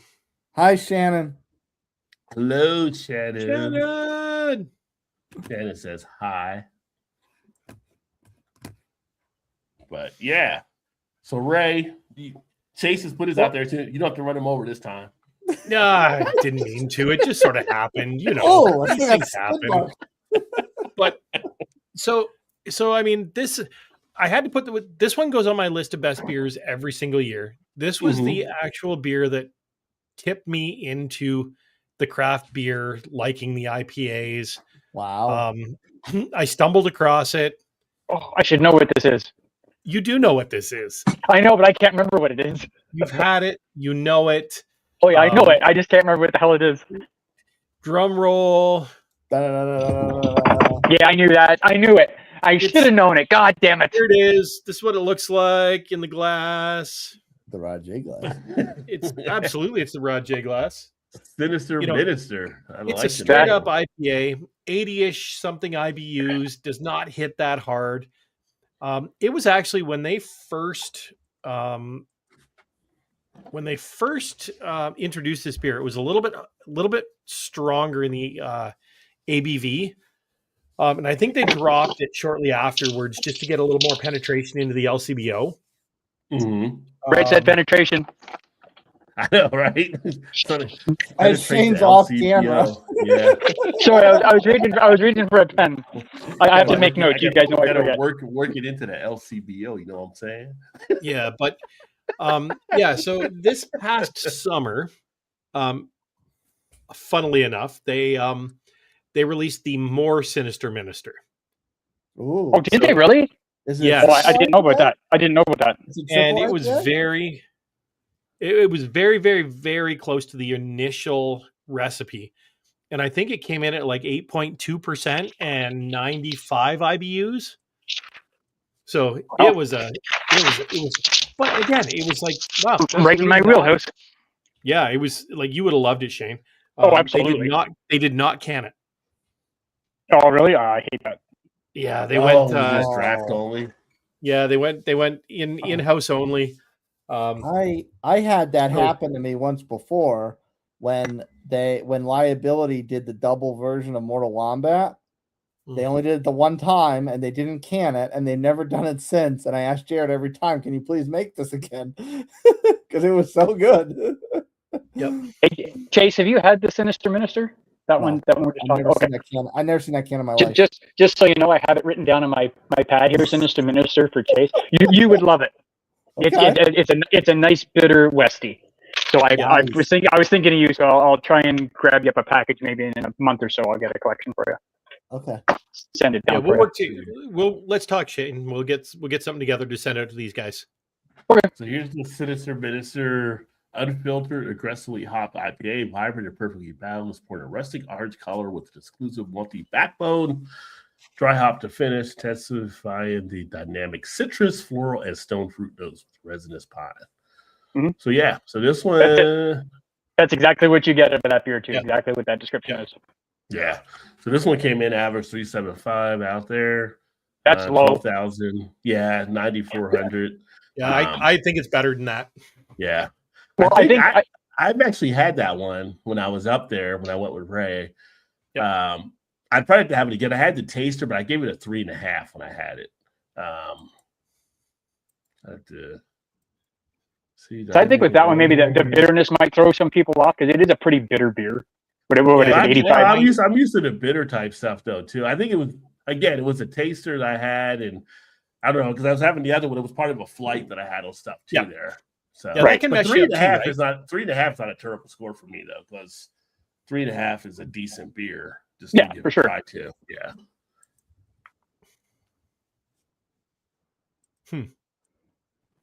Oh, and I like seeing from my I like seeing American the friends. similar beers stuff that comes down. Like when you were looking at that, there was a little column on the right hand side of the screen there with the similar beers. I like to look over there to see what else pops up. Oh, okay. Yeah, let me pull it back Like- up here. Yeah, so I can search see if I can find that stuff up here. Yeah, because one is Bellwoods, which is up there with you guys. Yeah, Bellwoods makes some great beers. Oh, Bellwood's great. Yeah. So it's got like Acid House from Bellwoods. Okay, I haven't tried that one. Their Jutsu is a really, really nice IPA. Yeah, and the double Jutsu is good too. Yeah. Yeah, Double Jutsu's fantastic. There's actually a couple of places locally now that have Jutsu on tap. Oh, really? Oh, excellent. Actually, there's a Okay. Japanese barbecue place on Lundy's Lane now, Shane. And they've got Mm. Jutsu on Wednesdays for $5 a pint, Oh, wow. Okay, I'm gonna have to go check that out. and 60-cent wings in all of your Asian crazy flavors. No pigeon wings. No Mm-mm. pigeon wings. I- Those I pigeon can't. wings will never go Oh my away. God, I'm sorry. Um, I didn't realize the wings were that small at that place. It was Oh, just they were convenient to go small. there. It They were was- terrible. was like No, the they weren't munch- te- they it was weren't like, it was terrible, like they the were munchkins small. of chickens. Like I don't know what they did. They like Those- raided like the dwarf section or something of the grocery store. Those were like the smallest wings I'd ever. And again, I don't go to Taps very often because it's downtown Niagara Falls. I don't go down there very often. But I didn't realize the wings were going to be that small, or I would have maybe gotten us to a different venue. But hey, we had a couple of beers. We had It some was pigeon fun. wings. It was a good It was all time. good. It was the experience. Oh, so and good. stuff. Yeah, oh, for sure. They were. It was embarrassing though. Like, oh my God, these things are so goddamn small. You know what? I mean, These things happen. They tasted good, but I remember picking up and I was like, "This is it." You get like a quarter mouthful of meat, right? Oh yeah. And I will I'm just say though, thinking- but none of you guys had them. Well, I guess Shane was the only one that was there, but nobody had the wings at Sierra Nevada. But their wings are also pretty small. Oh, were they But really? oh, But those were delicious though. They weren't as small as the ones at Taps. Not even close. Wait, Yeah. it's not. Wait, somebody did have them? With the wings? Yeah. Yeah. Josh had them. Oh, that's right. Josh had. I stole one. Okay, I stole one. I actually have. Well, when I did that music video, one of the parts in it is Josh taking the wing and taking a big lick and then shoving it in his mouth and ripping all the meat off of it. It was sexy as hell. Oh shit. Shout out But there- account username Mary Butt Lake chugs. Christmas. Butt chugging. Get a shot. I think you're supposed to go the other way, but hey, The hell if is it butt works- chugging? He's Don't do drinking that, a that'll lot kill you. He's drinking a lot of beers. What he's saying, but slang, American slang, right?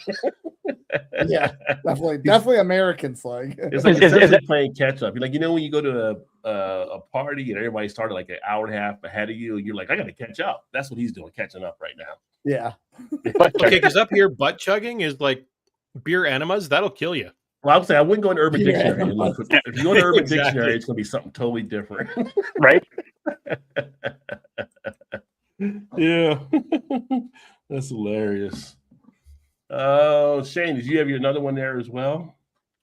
I don't. I actually just had my two featured ones, but I will talk about one. I don't have the can. So you guys know my number one, my number two beer. My actually number three beer, Chase is very familiar with. Believe it or not, another goddamn sour. Two of my three top beers this year. Yeah, two of my three beers this year were sours. This particular one, I tried when we were at Dissolver down at the get together, and it was a key lime pie beer called Twisted Engine, and it was. I love key lime pie, and it was just such a delicious beer. Chase can back me up on this. You get the key lime pie, you get the graham. It's got a nice mouthfeel to it. It was nice and smooth to drink. And I grabbed a couple and I brought them back with me to, for myself and of course to give away to a couple friends and stuff. But yeah, I had that and something else at Dissolver. I can't remember what the other one was, but the other one I don't even remember it, so it obviously wasn't that good. But the Twisted Engine was just absolutely delicious. If you like key lime pie and that kind of beer, it was really tart, just on the edge of sour. But I think they even could have made it just maybe a little bit more sour, and I still would have been okay with it because the flavor in it was so good. I really enjoyed it. I like the flavor of the lime, but what let me down about that is that the meringue, which was very present in the aroma, I didn't. Oh, get yes, any yes, of it. I forgot about didn't that. get any of it in the flavor. I did get a bit of it in the flavor, but yeah, you're on the aroma. It's right there too. I forgot about the meringue on that. It was so good, so good. Yeah. That's cool. And I'm glad Rod pulled that up on Untapped because I didn't hear Twisted Engine. I heard Twisted Engine. Engine? Yeah. I was like, that's an odd name for a beer. What did I say? Did I say engine? It was engine. Twisted Well, engine. you said engine, but that's not what I heard for some Was reason. your so. engine? Is it engine? And Asheville Brewery would never We say had some of them Twisted engines. controversial. And Ray, you're talking about account username being drunk? Ray is drunk. Well, Ray's drunk. But Twisted Engine, Just an engine. free key lime, tangerine cheesecake, and vanilla sour. Average score 4.15.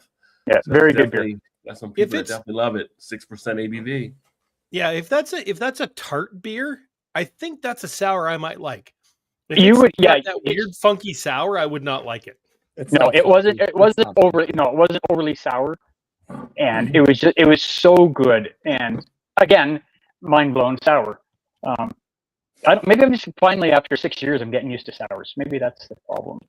Oh, your I mean, palate's probably changed too. No, so. but it's funny because I can grab another sour from that's it's kind of comparable, like not super sour, but just tart, and I will absolutely hate it.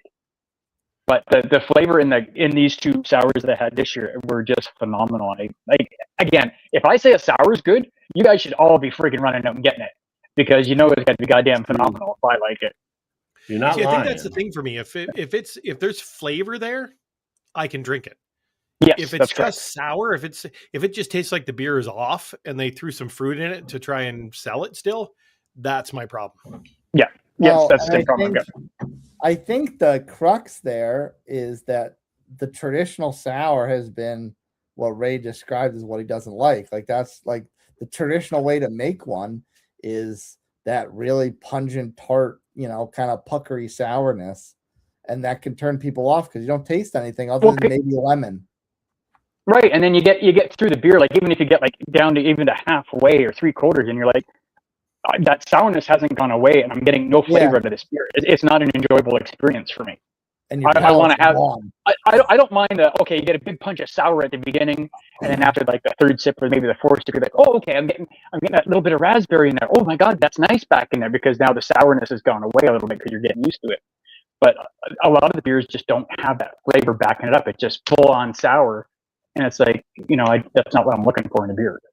See, it's funny because there's a local brewery that Shane's probably familiar with. And I made a comment one time because I tried their sour and I was like, oh, that is the least offensive sour I've ever had. And it was because I could taste the fruit. I could taste what they were going for. And they do like different idioms of it every year. And it's called Endless Summer. Sometimes they do raspberry. Sometimes they do peach. Sometimes they do, something else. And they always make sure that the flavor of whatever the fruit they're putting in there comes through. Well, you guys need to get to that Buffalo Tap Room of Mortalis then. Buffalo Tap Room. Yeah. But we'll go check it out. Yeah, we'll definitely hook up and go do that, right? For sure, 100%. Yeah, let's do that in the next. I'm off until the new year, so I don't know what your schedule looks like, but I'm back to work after today. typical. No, the typical. year's like next week, right? What's that? Well, you're The New Well, Year's no, next it's- week. it's a Right, little like ways I'm away. off until about the New Year. Like, well, the New Year's like next Next week. Like, well, okay. I go back on the 5th. So, yeah. but if you're on your Technically, regular schedule, next Shane, weekend let you'll me be know, in and the New maybe we Year. can. That Yeah. first day off you've got next week. Let me know. Maybe we can jump over. Okay. That would be I'm technically off on the 1st. Well, I work New Year's Eve until 6:00 in the morning, but maybe the 2nd. Yeah, the 2nd sounds good On the because I've got to Friday. go. I've got to move my kid on the 1st. So Okay. Well, yeah. We'll chat later and let's see if we can talk arrange about that something. because that might be cool. Okay. Cool. Shane working at 6 a.m, like iced tea, 6 a.m. in the morning. Oh my God, I'm not looking. Chase knows what I'm saying. Chase knows what I'm saying. I am not looking forward to working Police next week. knocking On, at the door. My offer still stands. I will come and throat punch people at random. well, it'll be worse. New Year's. New Year's Eve is our busiest day by far, and it's Oh, yeah. ridiculous. It is I absolutely remember. ridiculous in there. I remember that, and I I didn't even work on the floor. I worked in the arena, but I know casinos are nuts at New Year's. They're stupid. Yeah, Yeah. crazy. But I don't know how anybody can afford to play in a casino on New Year's because they jack all the table limits like up to like triple because they can, and people will still play. You know, like it's ridiculous.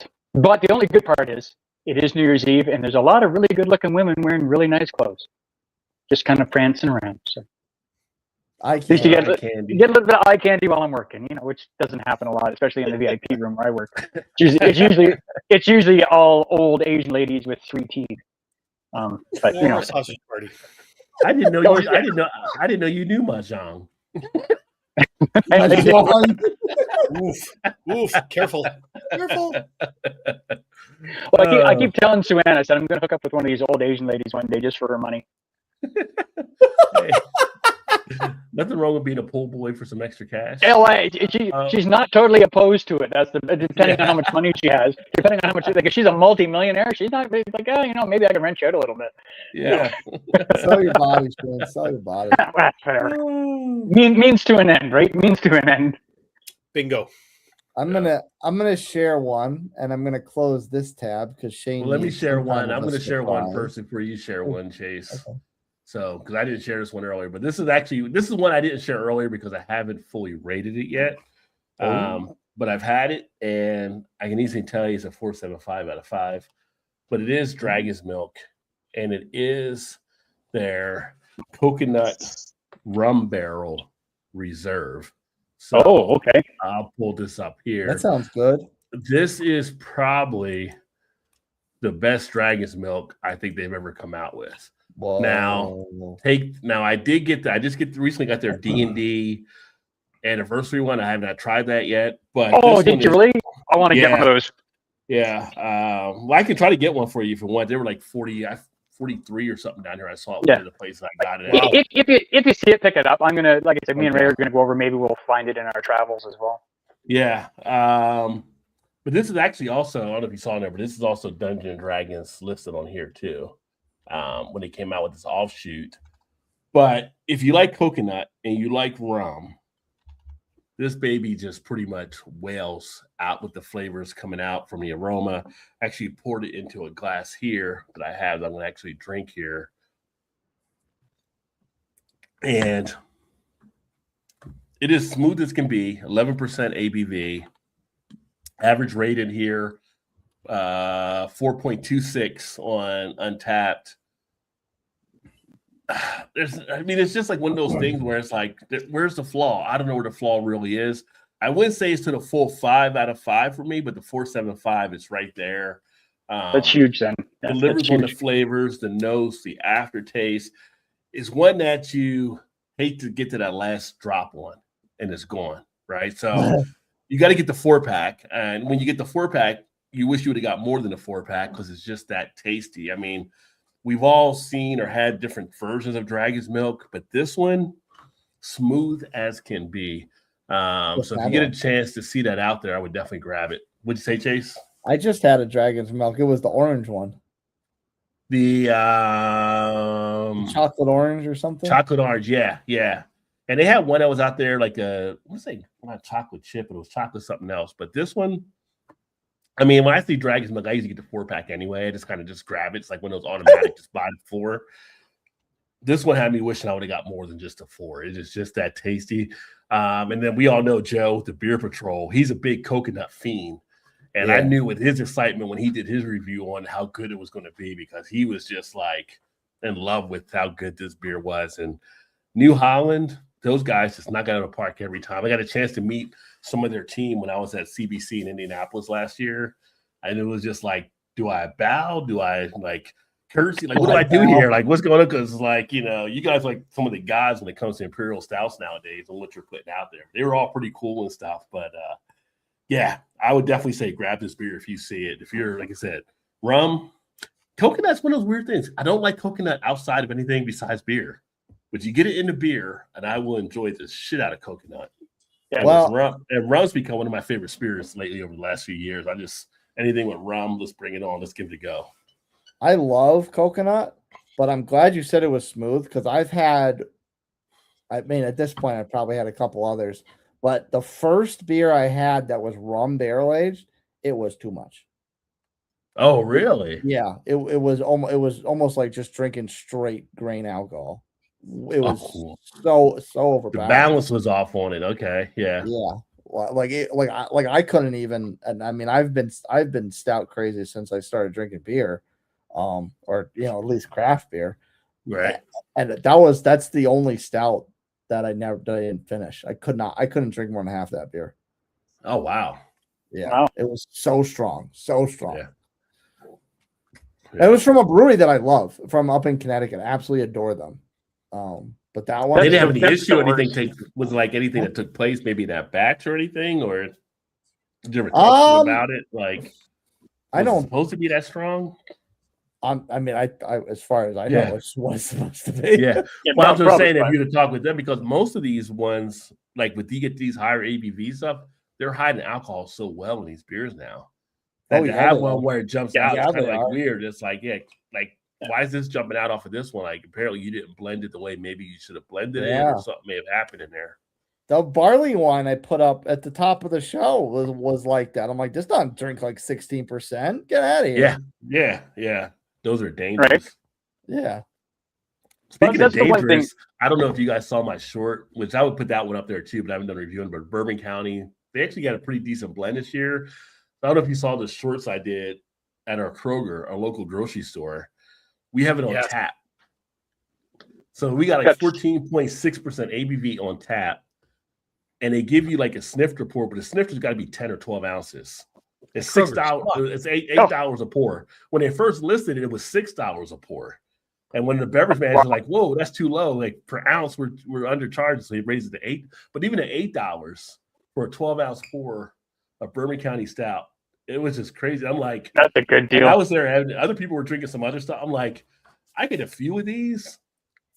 If I can handle it. Someone else gets a few of these, they're falling out in the freezer aisle or detergent or somewhere. That'd be I mean, me. just walking around a That'd grocery be store me. drinking a few 14.6. I mean, you get 3 of them, you spent $24, and you're like on cloud 9 at that point, right? So it's crazy. I can't wait till we get that when we get beer taps in our grocery stores. It'd be amazing. Oh, you don't have those. No, like you got to remember, Oh. we've only had like you can only buy cans of beer in our grocery stores for just the past couple of years. Like that's a pretty new thing for us. That's only been around for a couple of years. But then Well, I pop over to the States and I'll go to like what's that store in it's a supermarket, not supermarket liquors, but some liquor store, and you can buy your beer and they have the taps. I'm like, this is the greatest place ever, because even in our liquor stores we don't have that. We don't have that in our liquor stores or our beer stores even. Like Well, like keep you in have mind, to you have to buy it and go.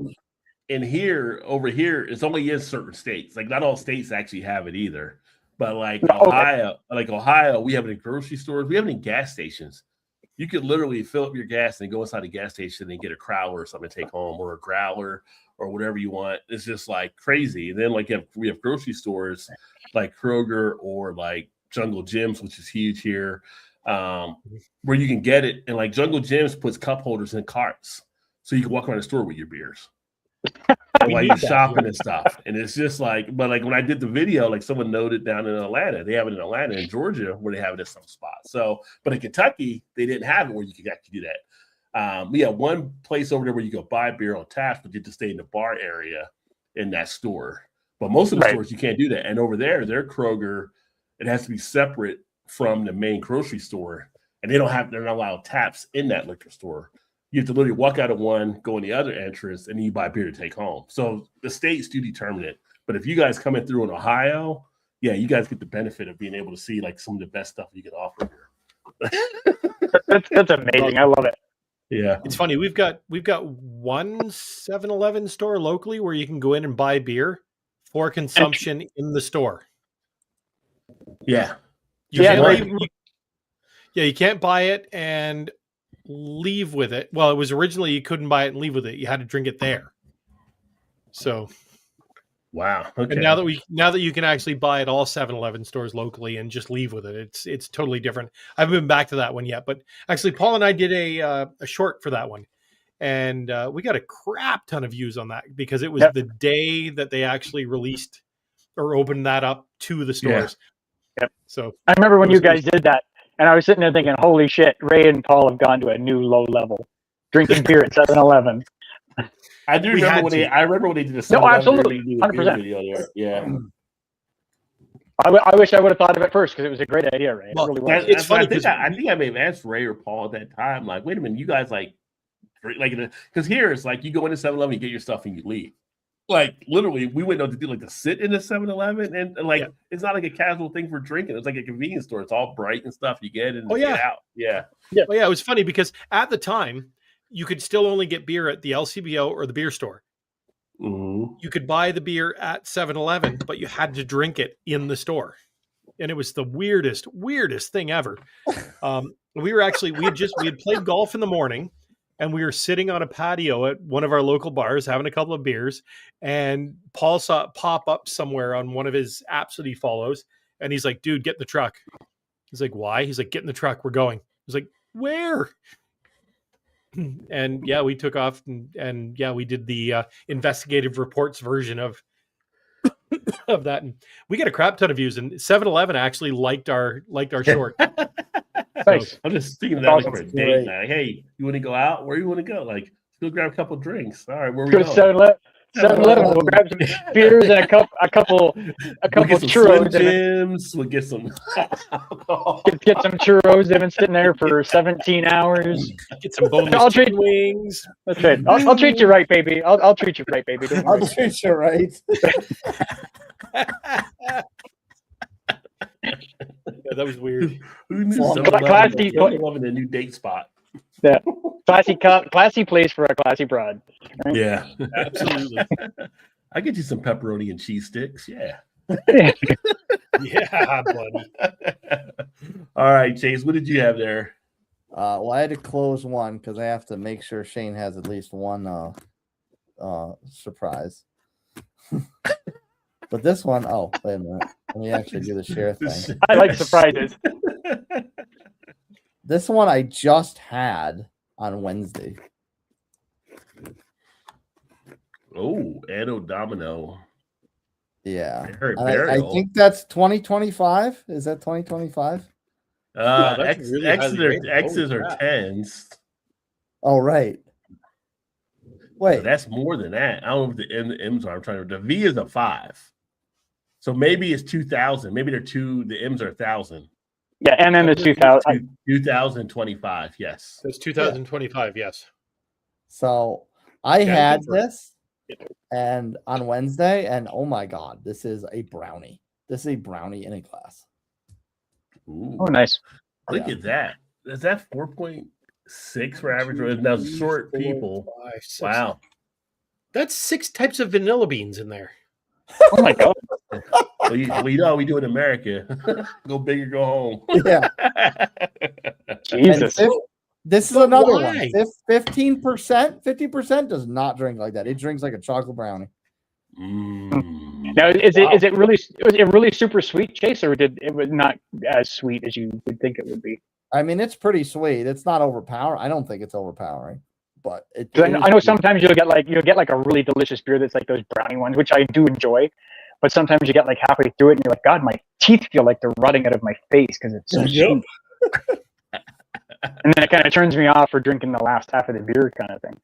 I think it does have. There is a switch at one point on it where it goes from like milk to dark or dark to milk. I think milk to dark. I think it drinks more dark chocolate, but it smells more milk chocolate. Oh, Okay, Yeah. that'd be nice. Yeah, nice that combination of would the be two. nice. Yeah. Yeah. Oh, I mean, I'm not. I mean, it is sweet. Don't get me wrong. It Oh, is yeah, sweet. well, you would expect But- it to be sweet. yeah. But I don't want it over the top sweet. Is all I'm saying. No, I don't think it's over Yeah. the top. There's like the flavors in it are more like the chocolate and the caramel, and there's some dark chocolate in there. So there's a little It's- bit. There's a bit more balance in the flavor, but it's a brownie. It sounds delicious, but for me, I just by the description of it, I think it would be like a one and done for me because I think it would just get too sweet if I had a second one. I mean, But I it's, a still one probably and, it's a one and done because you'd be on the floor if you had to. because it's 15%. Yeah, of course. Yeah. Sorry, wasn't even thinking. There we go. There's my check-in. Holy. I love how you do you put the curses in for the F word, but you leave the shit in.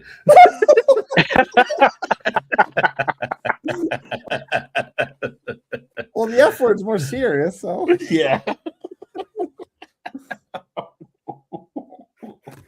Hiya. Man. otherwise I could be saying holy Yeah. fragile or something. Must be Italian. Except I didn't say Major award. He says holy fudge, except I didn't say fudge. I said the big one. What's the big one? Like the granddaddy of them all. Yeah. The granddaddy. Oh man, well, Burial is so well known for making good beer. Oh, I mean, no. was Shane's So, gonna be I'm- happy. Shane's I gonna thought be a happy Shane was man. reacting to Burial because I'm not happy right now. Hockey. You will when that Burial arrives. I'm not happy. It's 3-2. Who's Canada playing? Chechnya, Czechoslovakia, basically. Yeesh. Yeesh. And they're out shooting us 18-13. But Czechoslovakia on. has some pretty good hockey players, though, right? Remember my NHL '94. Well, they got some decent players for sure. Yeah. For sure. That's what the one thing I love about this series because it's all guys that are under 20. They're just about to break into NHL. It's good hockey, and Hold on. it's just Yeah, they play hard. Vanilla Maybe- cupcakes with rich malt chocolate icing, buttercream thickness, What? coconut forward, slight boozy heat, sweet but crazy good. Sign that dude up to do some labels. Right? be the label writer. There you go. Yeah, there you go. Damn. D's nuts. What do you think of them? These nuts. Down one more. There you go. He gave it a multiple Back down. Back down. I want to see what D's nuts thought. He didn't write anything. He gave it a Oh, he rating didn't. though. Damn. He just gave it like a 5, right? He should be stripped of his name. 4.75. You have a 475 with no description on it? Come on. Yeah. That's just lazy. That means he's probably got more. He just wanted to fill that one in. Well, in all fairness, that might not be his first check into that beer. Yeah. He might have had it before and just like it's 475 and just I just Do you rate described every it all. time you check in a beer though? Like if I have a beer and I put a rating on it and I have like say a 4-pack of it or something like that, I don't rate the other ones, but I'll check them in. But I won't put a rating. Yeah, on. well, because I mean, if you check the beer in a second time, your rating from the last time is there, right? Yeah. So I just So, usually check it I in. just skip it. yeah, boom. Yeah. I don't put like I only put the description in the first time I check it. If I'm doing a multiple of the same Yeah. beer. It'll change if Makes it'll sense. change if it's a different rating because then it'll do an average. Oh, we'll change if it's a different rating. You're Yeah. right. Yeah. So I just leave it the way it is. I don't put a rating in. The only time I mean I've never done, but I don't buy 4-packs that often, unless I'm planning on Yeah. sending them someplace. But I will check. I will put a rating on it if I have it like X months down the road or X years down the road again. Just to see If the how version like, changed how it and stuff like that. changed. Yeah. Right. Yeah. All right. So let me hit you guys with a black lager that I actually enjoyed. All right. All right. Oh, But not the black lager. Not Not the. the black lager. This one is a black lager. hey, This one. I feel like Schwarz you're beer. emphasizing the black a little too much now. Well, So I don't know if Shane's been to this brewery yet. It's in Grimsby, so not far from our house. Okay. Which one? Our It's housing. really small on my screen, so I can't read what it It's, is. it's so you'll called have to read Newark it to me. Brewing. Oh yeah, Newark. Yep, I've been to Newark. Yeah. Obsidian. So they've got Obsidian. It's only got 67 check-ins. They don't do this one very often. Like I think they do a very small batch every single year.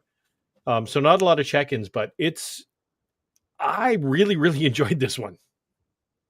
Okay. I have not had that one. What took you back on it? Like, what did you think that made it a knockout for you? For me, it was the the slight chocolate, less charcoal flavor.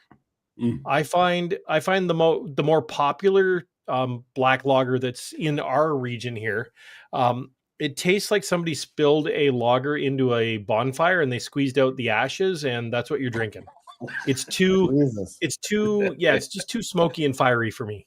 Yeah. And this one tempers that. I really, really enjoy this one. And You know, I prefer my dark. This is my dark- exact thoughts on it. It's just very smooth and yeah, easy drinking, uncomplicated. This is exactly what I think of it. For me, the other one that everybody loves locally, I find it's just too much. See, whereas I prefer that smoky kind of charcoaly in like a dark lager. Right. But I mean, again, that's just me. I mean, that's whatever. Yeah, no, absolutely. And I mean, Paul loves that particular dark lager as well. So for me, this one just seems to work. Have you guys ever had a Rosh beer? Oh Yeah. yeah. Have we Of ever? course. What do you think I you're think talking to, Chase? It's one of my favorite. One of my favorite beers, man. One of my favorite That- styles. I Yeah, think it's so episode good. number 2 of the Alkanauts is a Roush beer. They don't make enough of them in my book. But Yeah, It's I agree, Red. I agree. Liquid bacon. Liquid yeah, bacon. I'm pretty sure Yeah. episode 1 or episode 2 of the Alkanauts was a Roush beer. Every time I have a Shinkuro, I feel like, let me go grab my Oh. plaid shirt or grab my axe. I'm going to go cut down the tree right now. Right? That's what we did the first and second episode. And then drive your pet moose up here, and you'll fit right in, Rod. Don't worry. Love smell. I wish more breweries did it. The problem you have, I think, is breweries aren't able to really take that risk on doing a lot with those because it has a limited audience. So unless you're doing like a small batch to kind of pilot program, you can't afford to put it into bigger tanks. Now, if you're someone like Shinkuro out of Germany, where it's known style and people have that flavor, you're good to just focus on that like they do. That's why Shinkuro is like the king of that style. But I Right. wish more breweries got into doing a little bit more of the pilot, especially like the smaller ones. They can maybe take that little pilot type thing where they can do like, okay, we're only going to do 25 gallons versus doing 50 or 100 or whatever, and just kind of just test it out there because I think it's a wonderful style to enjoy. And even if they did that like once a year, like pop it out like beginning of fall or something like Yeah, like fall through like the end of winter. That's a perfect timing that, be for it. perfect. Yeah. Because I absolutely love that, especially like when I go camping. I try and make sure I get a couple of those because there's nothing better than drinking a smoky beer while you're sitting in front of a smoky campfire. Well, that's the thing. Being When I have a blown in the smoked beer, face. one thing I always think is I got to get a fire pit. I mean, because like it's a perfect beer to be out back just around a fire pit, just enjoying Absolutely. that beer there. Yeah. And that's what it reminds me of. Every time I have one, it reminds me of camping. So sometimes even in the summer, I'm like, oh, you know what'll happen? I'm like, oh, God, I wish I was camping right now. This is the perfect beer for that. Yeah. No, I will say if you haven't had the Alaskan smoked porter, that's one to actually try as well. They do a pretty good job with that one, and that's won numerous medals over the years as well. I don't put it in the Roush beer category because a Roush beer is usually a lager for that style, but they do it with a porter, and their Alaskan smoked porter is one of the best to actually enjoy out there. So if you guys, I don't know if you guys get Alaskan brewing up there or anything, or are you guys getting American beers right now? Because I know they're basically Jim Beam's calling a timeout right now. Jim Beam's not doing production for beer, and it's part of it is because Canada was a big trading partner, and their whiskey isn't coming up to you guys. No, they're Right. upgrading their facilities. Well, but they also have stuff to come out of the tariffs as well. So there's that story out there, plus the tariff stuff is out there, and it's kind of like they're merging them together now. But yeah, it's just a screwy thing they're actually dealing with. We had another distillery, but it was a younger one. I think they actually had to shut down production. 3-3. But Come on, boys. it's interesting. I mean, it was kind of like when we had tariffs before back in 2017. The spirits industry lost like $1 billion or whatever it was that year. So I don't know. Hopefully, you would think they learned a lesson from last time, but I don't know if they will because No, they don't. some people don't like to read history and see They what don't. happened in the past. But yeah, it was interesting with the whole Jim Beam story. But that made me think, like, what do you guys get? Are you getting any like American beer, or is it kind of just I don't think we're getting anything right now. yeah, Nope. yeah, I mean, I've been at the liquor store the past probably in the past month, probably 2, maybe 3 times. But but again, I haven't really been looking specifically for what's on the shelf. yeah? No. I just do my normal run through, like, oh, haven't had that. I don't care where the frick it's from. I'm gonna drink it. Right? Yeah. Because I think the guys like over like in England and over in the rest of Europe, some of the ones that doing reviews, I think they still get like some of the English beers, like Don over there. I think he still gets some of the American beers and some of the other people. So I don't know. It's See, interesting. here's my problem with all the stuff that's going on with tariffs and just everything else in the world in general. God damn it, give me goddamn beer. I don't care where it's from. People need to drink, okay? They need something to deal with the stress of every goddamn day life. The expensive gas, expensive groceries. I need a beer. It makes me feel better. Well, you're right about that because like any time you would need to drink, it'd be now. Exactly. Exactly. You guys are taking that away from me. Yeah. I miss Baltica 7. That's one of my favorite beers. Oh, you don't get that over there now? No, we can't get any Russian beers. I haven't had that in forever. I haven't had that one for years, but I've had that one before here. I think we get it in the States. I just looked. That was episode 1 of the Alkanauts, way back in 2020, and the Schenkerla Rausch beer was episode 2. Yes. Oh my God, Ray, you pronounced it correctly. Nobody does that. If you go to jail, Ray, don't do that, by the way. check this. You'll be with P. Diddy in the cell. Check this picture out.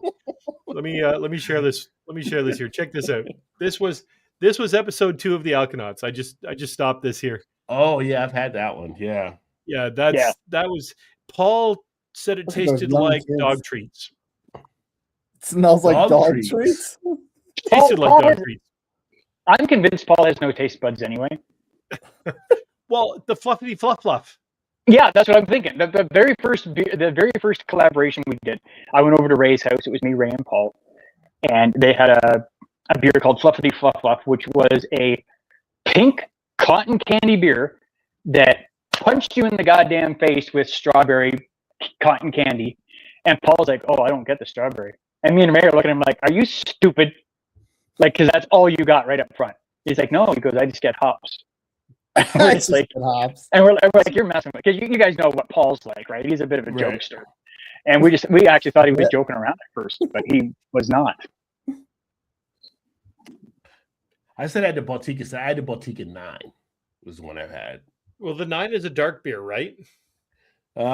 Strong lager. I think it's like the dark copper type thing. Yeah. The 7 is 8% ABV. 8%.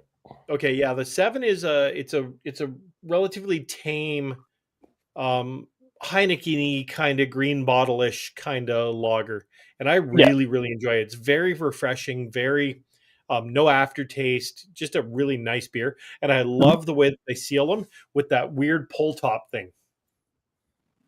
Huh. Pull top. I've actually got I got a beer in my fridge. A friend of mine just recently brought me back from Greece, and it's got one of those weird pull tops on as well. Yep. I'll have to review that at some point in time. Yeah, I had it back in 2017. It's been a while, but it shows there's nowhere where you can get Baltica here now. So maybe the whole Russia thing hit us. Yeah, as we well. can't get it here anymore. So, but anyways, guys, I'm gonna have to check out. It's we've got a lot going on tomorrow. Thanks so much, Rod, for having me on. Yeah, definitely. What a great way to recap and end 2025. I know some of us have been a little less present in the YouTube world and doing our reviews and stuff. But I've been less than usual. Yeah. Paul and I have jumped into we're taking deep dives now into some of the history of breweries here in Canada. That's good. Yeah. But we're going more podcast style. I haven't thrown it up on YouTube yet, but our first podcast is out on Spotify now with this deep dive stuff. I'm going to throw it up on YouTube as well. So you can just throw it on in your car, throw it on while you're bopping around the house doing cleaning, whatever. I think this is kind of the way we're going to go. It's much less editing. I can truncate the silence really quick with an app that I've got. So, it makes it flow. I mean, most people don't want to listen to Paul and I drone on, but they're about 20, 25, 30-minute episodes, just exploring what's actually where these breweries came from, what sort of troubles they had. It's really interesting. We've got a lot of stuff in the treasure trunk stuffed over there somewhere that we want to talk about. So just a kind of a different way of doing things and staying kind of relevant in what's going on. But I'll go live once in a while. I like to just to jump out and say, hey, we're still here. No, I think it's a good idea. One thing I would say to you guys, and if you want to talk offline about it later or something like that as well, I would reach out to the Beer Institute with them now moving to Montreal from Chicago because of the issues we're having here. That might be nice to be able to get with them and share some of the stories taking place and stuff too, because they might want to get some of the information out as well. Sure. Yeah, that's cool. That's cool. Yeah. That's a great idea. Yeah. Yeah, we're talking about getting guests on too with doing this, because it's always nice to have a third voice or a fourth voice on these things. And I got this place set up now. You can probably see all the mic stands and stuff back there. We're running stuff through. I got a little old soundboard back there that or over there or whatever, that we're just gonna run stuff and just keep it real and get people's opinions on what's going on, because like I said, we just don't have time for the editing stuff. Paul's busy, I'm busy, and I love video editing, but I just can't do it. Paul does all the good stuff, so it's not my wheelhouse. Well, you're the audio guy. You're the audio guy. Have a listen to the podcast. I think it sounds pretty damn good. So it probably does. You guys are kicking ass. So just keep. Yeah, it's always a changing game, right? It's always a matter of doing what you can get done. I mean, like I said, March will be 11 years for me on YouTube. Wow, say that out loud.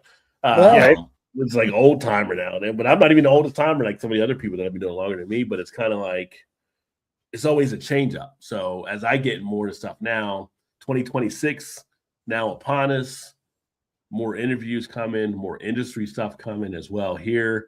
Still doing some beer reviews, but probably not as much of the beer reviews that I've done in the past, because we got a lot of people doing beer reviews on YouTube anyway. But there's other industry knowledge that I want to be able to bring, and a lot of things that are being set up. So you gotta, you have to adapt, and you got to keep it always fun and interesting for you. Yeah. Because if you start to lose it, then that comes through, and your people that like to watch your channels, they realize you're not really into it, then they start to turn out and turn off. So, you got to keep it fun and interesting for what you want to do. And people will always buy you because they like you and the stories you're telling. Right. So sure. Yeah. Yeah. We've always liked the history of things, and we kind of lost sight of that. Yeah. That was the direction we really wanted to go. We wanted to find that crusty, rusty, dusty bottle of beer at the back of the shelf in the beer store or the LCBO. But the funny thing is, craft beer got really popular. Yeah. So we couldn't find that stuff anymore. That was the original direction we wanted our channel to go, and it just wasn't happening. So, I think doing the deep dives into the history, I think you guys should do a history of the LCBO, because I would like to. I'd be interested in something like that, because I'm like, every time I have LCBO, I still think wrestling or whatever, but I think it's intriguing just to know about the LCBO, and I will put that down in the notebook. Yeah. And if you ever come to Cincinnati, you guys can do like the Cincinnati Underground tours that we have from the different breweries that you do. Perfect. Two Canadians visit Cincinnati Underground, or whatever you want to title it, and you can probably pull some cool stuff in the history of that. Yeah, let's do it. Yeah. Next couple of days, we're going to be building that C8 Lego Technic model that's back there. I started working on that yesterday, so that's my next. How do you?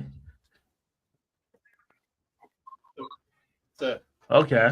I got this from my kid. So it's a Corvette C8, and it's really freaking cool model. It's all Legos. That's cool. Like the steering wheel turns, like the everything moves. When you move the engine, you can't see it, but the engine things go up and down. Like I see it. I see it moving. It's the coolest thing ever. Yeah. So that's pretty neat. Yeah, it's a lot of fun, but It's for ages 9 and up, so it's taken me some time to figure it out. Of course. 9 and up. Well, yeah. If you're drinking beer while you're doing it, it's probably gonna take a little more figuring out. But Exactly. yeah, An 8-year-old does it and has it finished in a half an hour. yeah. All right. Yeah. All right, Yeah, guys. pretty Well, much. thanks so much for having me on, Rod. Great to see you, Shane Indeed. and Chase. See you, mate. We'll catch up soon. Yeah, Yeah, make sure you guys 100%. follow the Alkanauts out there as well. Adios, guys. Cheers. Cheers. Cheers, buddy.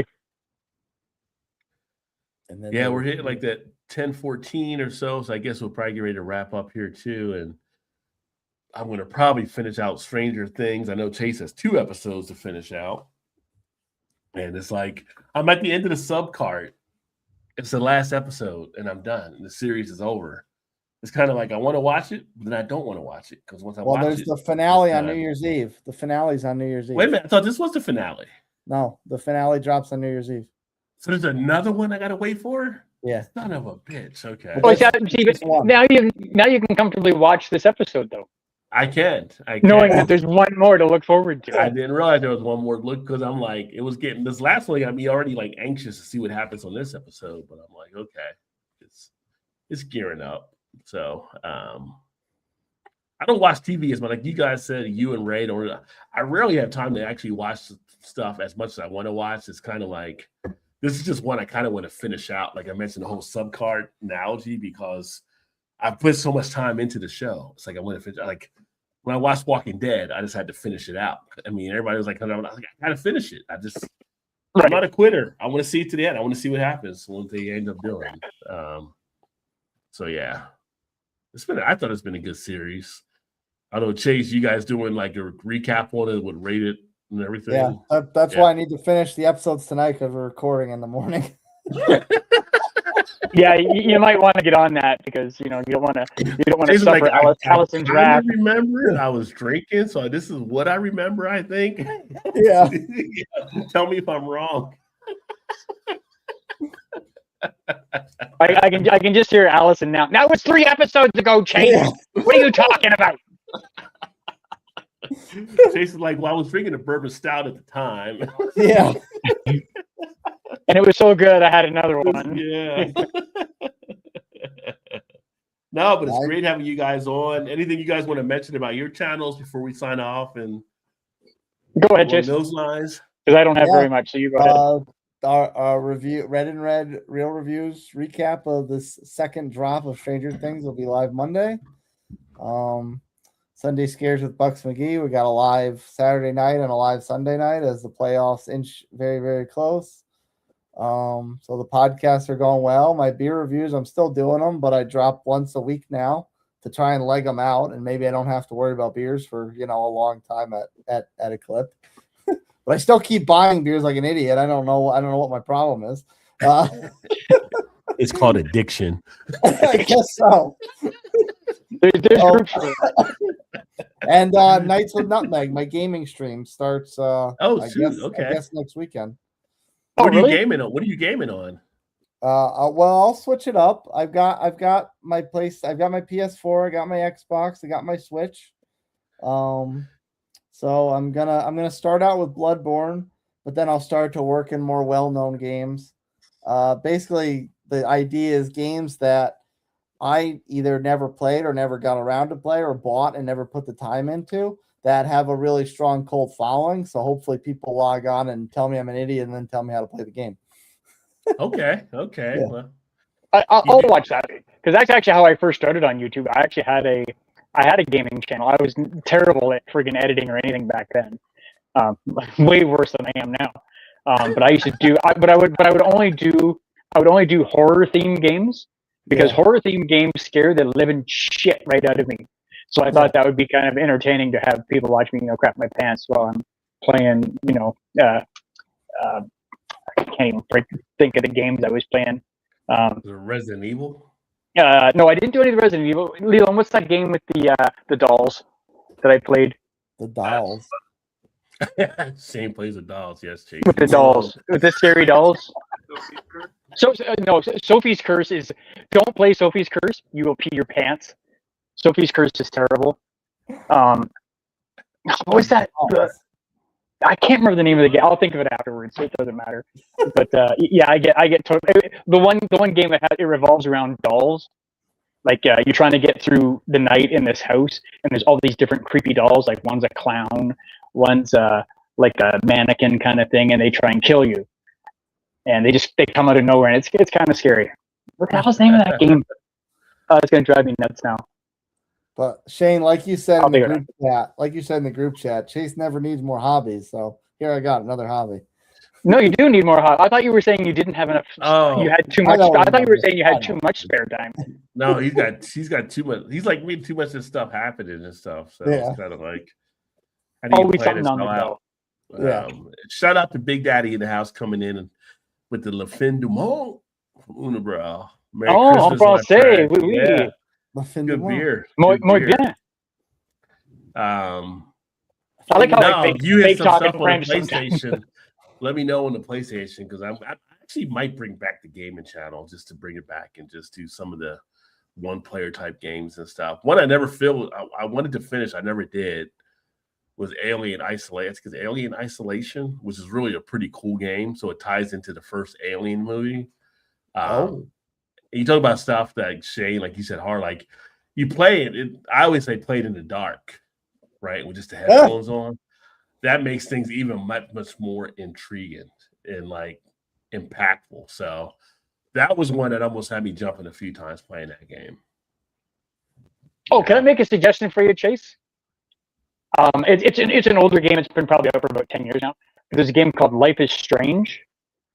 I remember that game. I really enjoyed that game. That's a scary. No, not necessarily. It's more of like it's a story that goes along. And it's kind of I don't want to give too much of it away until you play it. But it's kind of like you make choices throughout the game, and those choices affect the game later on. Oh, kind so of thing. it's like is it not Last of Us? There's another game where there's like 30 different endings you can have based on how you react. Yeah. Yeah, it's kind of like that. And it was a very I did enjoy that one. It was really, really well put together. At first, I was kind of like, I don't know about this. But then as I got into it, I'm like, wow, this is really well written. Like the company that did it, I can't remember off the top of my head who did it. Very well done. It was really, and I think there's a second Life is Strange now as well. Yeah, I just pulled up. I pulled up a thing: 27 best horror games to play in the dark in 2025. Board games. And Alien Isolation was number 2 on the list. Well, what was number 1? Number 1 is Alan Wake 2. Never played. I think my youngest boy has played that one. I haven't played Alan Wake. Tooth and Claw's Library. Amnesia. That's another one that's pretty freaky. Amnesia the Bunker. I've played a couple of the Amnesia games, and I don't like them because I don't find them that scary. They're very ambient.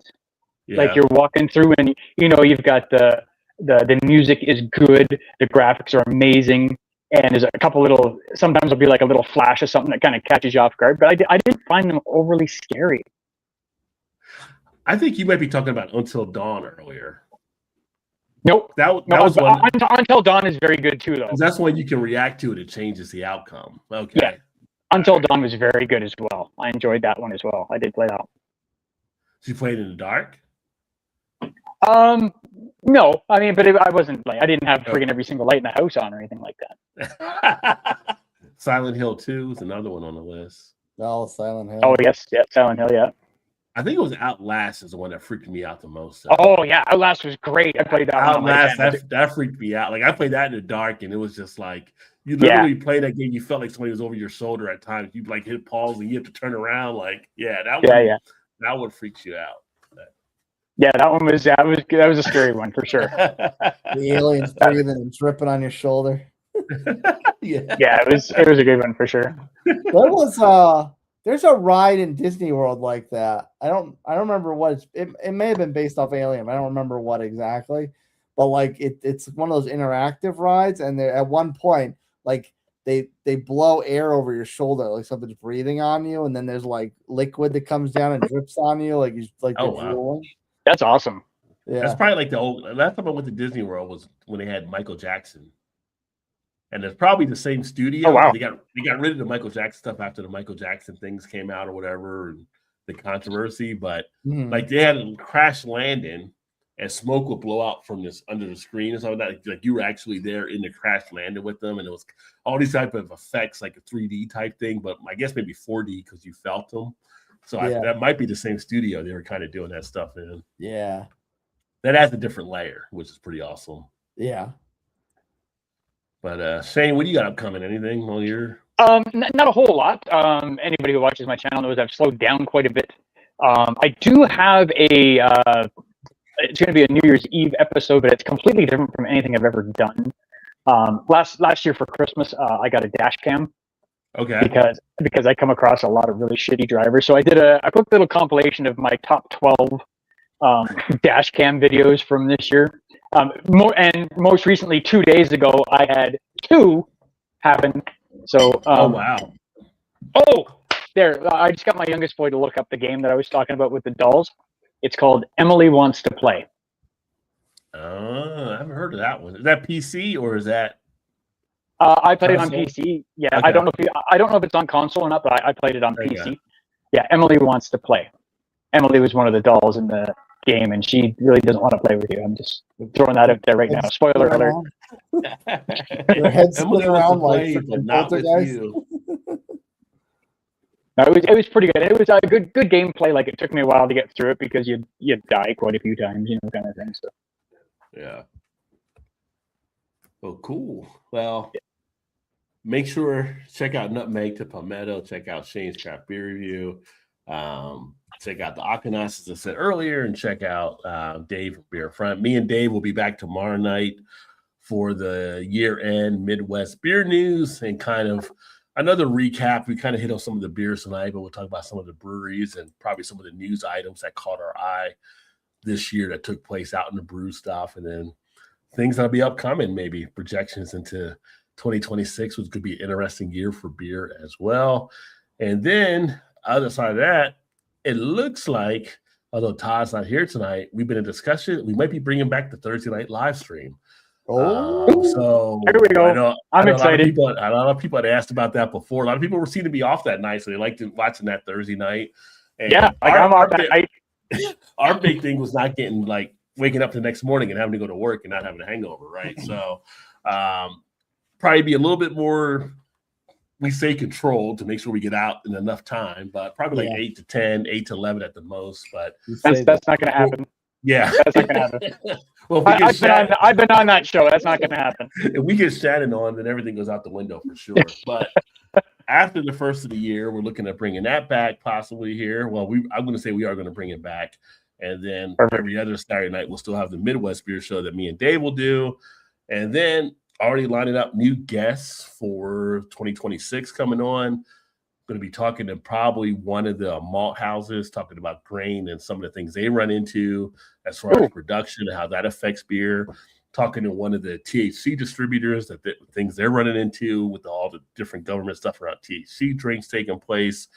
And then still got some breweries lined up that I've been in the talks with as well to get some people on for them. So a lot of good stuff coming 2026. Going to definitely be a little bit more involved. The last 6 months probably kind of went down a little bit just because there was just too much stuff that I had to do. We moved into the new house, coming back from Maryland to Ohio, kind of, just a lot of stuff happens, and things you got to do that took away from me being able to focus back in. But going to have a lot of stuff coming out for the next year. So stay tuned as we revamp stuff here and going to gear up. And there's a few other projects you guys know because I mentioned in our chat that I'm actually doing as well. So there might be some mentions on some of that stuff taking place inside the industry. So 2026 is shaping up to be a nice little beer year.